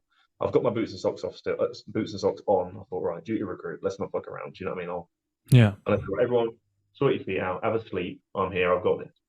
And I can't remember what we did in the morning time. It wasn't anything too cumbersome. It was definitely something, but it wasn't cumbersome. And then I said, right, guys, notebooks out. I want you to tear any pages out of your notebook that's got anything that's going to give you away as being military. So we were talking about rules of engagement. We've been talking about compass bearings for our secondary rendezvous point and all this sort of stuff. I was like, tear them pages out, throw them in the bin. Let's make sure your notebooks are basically empty for escape and evasion. Everybody did that. And then here's the thing. So this is what it was. So you were probably expecting at some point that phone call from home, weren't you, on the laptop? Oh yeah, they spoke about it. Yeah. That's just to give them numbers and contact details and. That's it. So I said to Rosie, my wife, I said, like, don't worry about being available for that call because I'm not going to take it. Like, by the time that happens, I very much doubt I'll be healthy and happy and winning and happy to speak to you. I'll probably be in a dark place. And if you take me out of that dark place, I'm going to struggle. Yeah. And she was like, no, totally agree. So I wasn't going to take the call. But the call never happened. They did something else instead. So what they did was Billy came up to us in our accommodation that afternoon, and he got loads of pieces of paper, and he said, right, everyone, you're going to pretend you're in the military, and you're going to write a letter home to your loved ones in the event of you being killed. He said, now this would be an easy thing to write if you don't take it seriously, but I want you to take it seriously. I want you to genuinely write a letter, a heartfelt letter to your wife, as if you've genuinely been killed. So I give everyone their paper and their notebooks and shit, and everyone's sitting around, and I sat on that bench facing away from the rest of the room writing my letter. And being an emotional sod that I am, as you've seen, yeah, man, I wrote the letter beautifully. It's a nice letter, but I've cried my eyes out while I wrote it. I mean, I wasn't ugly crying and making noises. I was silently sobbing while I wrote this letter. Yeah. And I didn't realize it played the part it did until I saw Howie, who's the psychiatric doctor. Yeah, psychologist, yeah. That's right. And brilliant guy. But so anyway, we wrote the letter, we had some dinner, and then we get taken out on a jog up to where the milling was. And we get to the top where the milling is, and they announce that we're going to have another big beasting. And I thought, fuck, I thought we were past the beastings now. I can handle, I'm a good orienteer, do the map reading. I was pretty sure I was as mentally prepared for the interrogation as I could be. I'd even practiced it a little bit. And I'd done white noise and done the baby noise, and I'd had a hood on my head and spent a few hours with that. And I thought, I'll probably be fine. I thought, I've made it this far, I'm going to be fine. But then they said, right, here's this big beasting. And it was the classic huge log with ropes on it that they want the team to carry the big log. Yeah. And then at the very bottom platform where the guys are building the road, that's where we started. We weighed our Bergens, of course. So I've already told you about that girl's beer being too light. And then grab a log, run up the steps to the next platform. On the next platform, we'd have a beasting. And then you'd go grab the log, go up the next platform, have another beasting. And they said, don't expect to get any change from an hour from this. And I thought, well, it depends what the movements are. I didn't really consider, actually, that the movements might be ones I couldn't do. I thought, well, I've come this far. I'll be fine. Yeah. So I pick up the log. I think Daniel weighed it up to shoulders. We got it up to shoulders. We ran it up to top, put it down. Seemed easy enough. First movement was bear crawl. So, walking on all fours. No issues. Then it was burpee frog jumps. So you sort of do a burpee, and then the jump part of the burpee, you jump forwards. Yeah. That was okay. And then the next thing was crawling on your belly. Yeah. And as soon as I tried to pull, and bearing in mind, we're crawling across that same concrete floor. Yeah. So you're sticking. There's so much contact surface grip. Yeah. I wasn't dragging your legs straight. You're using your legs as well, but it's just like I've been punched up in the lung. Yeah. And I just thought, we're like a few minutes in. And I don't even know what the next few movements are going to be. But if it's the one where you have to do the leaping and drag the sandbag, I can't do that either. And I don't think I can press above my head. I thought, fuck, I can't do it. So I literally knelt, I screwed my face up because it really fucking hurt. And I dropped back onto my knees and I held my body. And I was like, I'm done. So I was like, I put my armband off. I was like, staff, I'll be doing. And I'm surprised myself that I was doing it. And he comes to talk me out of it for that second. He was like, are you sure? I said, staff, I am sure. I can't do that. I genuinely can't do the movement. I said, so that's me. I'm sorry, staff. Thank you for the opportunity. And he went, fine. And he took it off me. And he pointed me down the bottom of the thing where the little buildings were that you drive through with the vehicles. Yeah. And the director was there, and he had a good old chat with me and stuff, and that was really nice. And that was quite special. He said that it was his choice to have me on the show. He saw my BT. He thought I'd be that nice guy that sort of looks after people, and I'd be interesting and stuff. And he kindly said, he goes, actually, you were that guy. He says, it's nice to watch you grow into the person I thought you were, and it was really good. He says, and you completed every task, and you passed every task. He said, not everyone did that. He said, there wasn't any task you failed. I was like, oh, thank you. He said, and I know, obviously, this beast thing you couldn't do. He says, but you've had that injury for days and days and days, he says, and we know the injuries bothered you. I said, well, I feel like the DS think I'm making it up. I hope I go home to an X-ray that shows I've got a broken rib to prove it. People to think I'm making it up. He said, no. He said, we can see you on the footage in the night, turning over in your sleep, having to brace yourself while you're asleep to turn over. He says, we can tell you're injured. So don't worry. He says, well done. And then I saw Howie, and he said, he goes, what was it then today that made you take your armband off? And I told him the physicality of it. And he said, it wasn't that. And he said, did you say to your wife that you wasn't going to take the call? I said, yeah. He said, I knew you would say that. I went, what made you say that? He says, because he said, you obviously done your research. He said, you were having people tear their notebook pages out. No one's ever done that before. He said, like, that was organized. You know, you moved the bench so you could see the DS. He said, you would kind of planned stuff, hadn't you? He said, had you even practiced like interrogation stuff? And actually, yeah, I did. He said, yeah. He said, I thought you would be. He said, but obviously today, he said, when you was writing that letter, he said on the camera, he said, we could see your face. He said, everyone else's I had like the small screen. He said, but their face, your face was the one on screen. Yeah. He says, you took that to heart when you wrote that letter. He says, and he said, that was actually a moving thing to see. He said, and that was the end of your story. He said, that's why you would have been right to not take the phone call from your wife. He said, if you weren't injured, if you weren't struggling, he said, it wouldn't matter. You could take the call from your wife, no problems. But considering where you were at, he said, taking the call would have been the wrong move. But he said, writing the letter, you couldn't avoid that. He says, and maybe the correct thing for you to have done would just be to scribble something and pretend you were writing the letter. Yeah. He said, but you're an honest guy. You know, you've taken each part of the course seriously. You took that seriously. He says, and that was the end of your journey. He says, and I thought you should know that. He says, because you probably wouldn't realize that. He says, but you can't beat psychology. I was like, wow, maybe not. Maybe I just couldn't push through the fucking pain. No, mate. That's a powerful moment. Powerful. It all adds up, doesn't it? It all adds up. So mate, that's such an absolute journey. So, coming back from that and seeing life again and seeing Rosie and everything like that, what do you think your big takeaway is from it? What do you think has changed you, or do you think anything, or what is the future like for you? Has it sparked a fire in you, or has it made you look at things differently? It's sparked a fire, not perhaps to, I see the sort of emotional sort of like oomph that people have come back with on the course, and whether that's just WhatsApp speak or whether it's how they've really taken it to heart. I think there'll be some people that have oversold themselves coming back and they'll burn themselves out a little bit. Yeah. It was started to see that already. Gladly, my injuries kind of slowed that down, that energy that I first came back with. So I've come back with just wanting to get used to, as you first alluded to, getting used to the normality of things. Because it's hard, isn't it? You operate at, we'll take you for example, you operate at a level above most humans anyway. Okay. Just different, I think. You're operating at that level anyway. Then you go on something like that course, and you're operating at a much higher level. You know, you're testing yourself and you're pushing boundaries and shining a torchlight into those few dark corners you know that you've got left. And then you come back, and then you're operating at a lower level than even the normal people around you operate at, just because you're coming back injured, you're taking it easy, you're sort of like trying to juggle all that normality back into your life and sort of reintegrate that normality.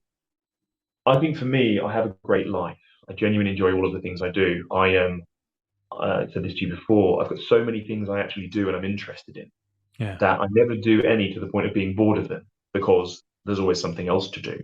So I might be excited about going mountain biking or canoeing, or started getting into airsoft recently after the weapons training we had. I thought that's something else to learn. Yeah, so been learning about that. But and my wife, just going for a walk with the dog. I mean, she's into like watching birds and stuff now. And obviously we're both vegan, so we sort of like take a flask of tea, go to some like countryside area and look at peregrine falcons and shit, and just have a chill day. You know what I mean? So I'm really good at balancing the calm aspect of my life with the adrenaline-fueled craziness. Okay. I need an adrenaline-fueled craziness on my horizon to look forward to feel like I'm me. And I've got that. You know, I'm going to do the Brecon Beacons in April with some buddies for 5 days. We're going to do Penny Fan a couple of times and stuff like that. Wow. There's talks about doing Land's End John O'Groats with a couple of mates on bikes. They've got a sponsored ride going on, and they sort of fancy an extra rider, and they think that me boosting their morale is going to be a good thing. I don't know about that. So I've got things on the horizon. I've got my normal training. Obviously, I pared down in size for the show because I was purely doing tabbing and cardio. Yeah. You know what I mean? And even my body weight stuff wasn't sets and reps of heavy stuff. It was 2-3 minute sets where I didn't really even count on reps, you know, to try and get that endurance up. and it's changed my physique. So my muscle bellies are much smaller. I'm much skinnier than I was before. So I'm kind of interested and excited to get back into training and back into squatting and deadlifting and putting that mass back on again.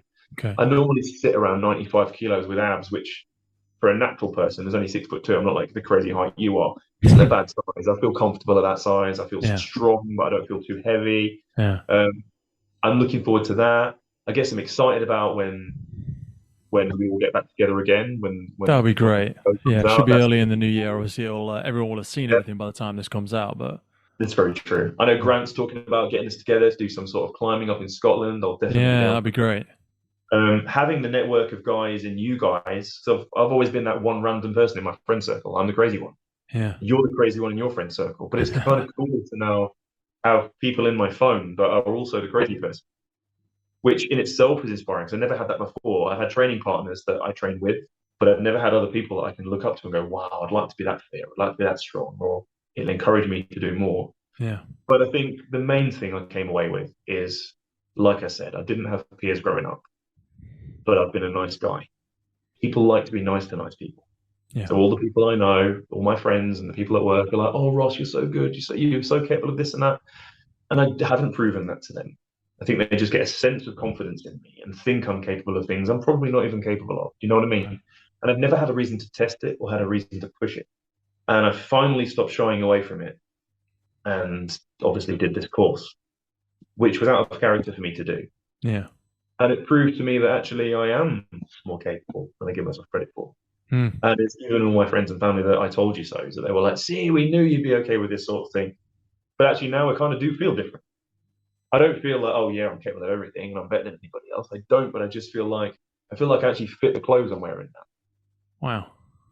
Does that kind of make sense? No, it does make sense, mate. And it's really incredible to be able to get that as well. You know, when you're still, you've still got 10, 15, 20 years ahead of you to go and have these adventures as well. You really are in the midst of your life, really.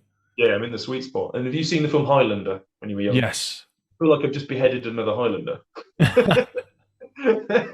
Love it. They called it the quickening or something like that. I'm like, wow.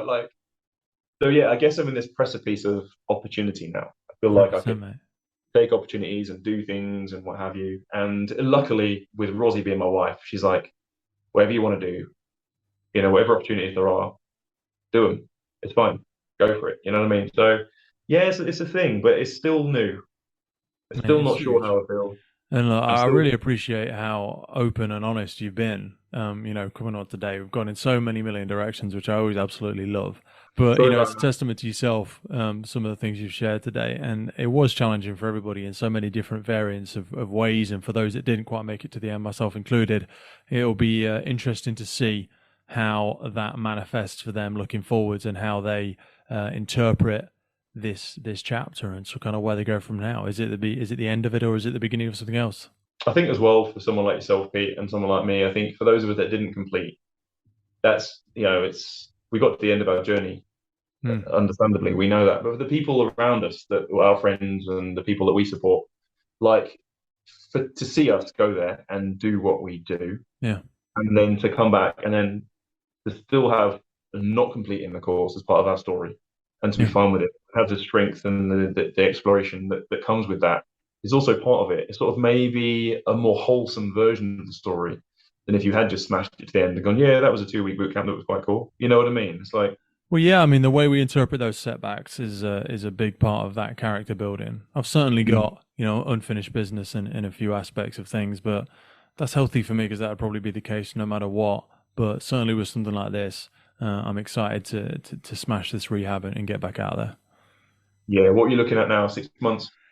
Lots of different stuff, mate. We'll see what manifests itself when it comes on through. But look, thank you for your time today, mate. I really, really appreciate it. I hope that we will see each other before it all comes out. But I know we've got a couple of things lined up in terms of the little premieres and stuff like that of when they've got it all ready. So I hope to be fighting fit. Maybe when that time comes around, at least on my feet. And looking forward to catching up with you and everybody. And let's not forget, we've got a date on Valentine's Day, or I've got to try and see if I can squeeze you into my spare bed. We do indeed, brother. We do indeed. I know we've got some stuff planned for the new year already. Listen, mate, it's been a pleasure. Thank you so much. Send my love to Rosie and send my love to everybody else. And I look forward to catching up soon. All right, you and yours. You take care, brother. Bye-bye. Firefighters Podcast is put together to develop, inspire, and hopefully even motivate those individuals who have chosen to serve our communities and be part of the first responder family. It's brought to you by myself, operational firefighter Pete Wakefield. If you have enjoyed today's episode and you want to see the podcast continuing, please head over to our Patreon page where you can support the ongoing efforts of the podcast. Please hit that follow, subscribe, or rate button on whatever platform you're listening to. Please support your emergency services responders, and thank you for listening.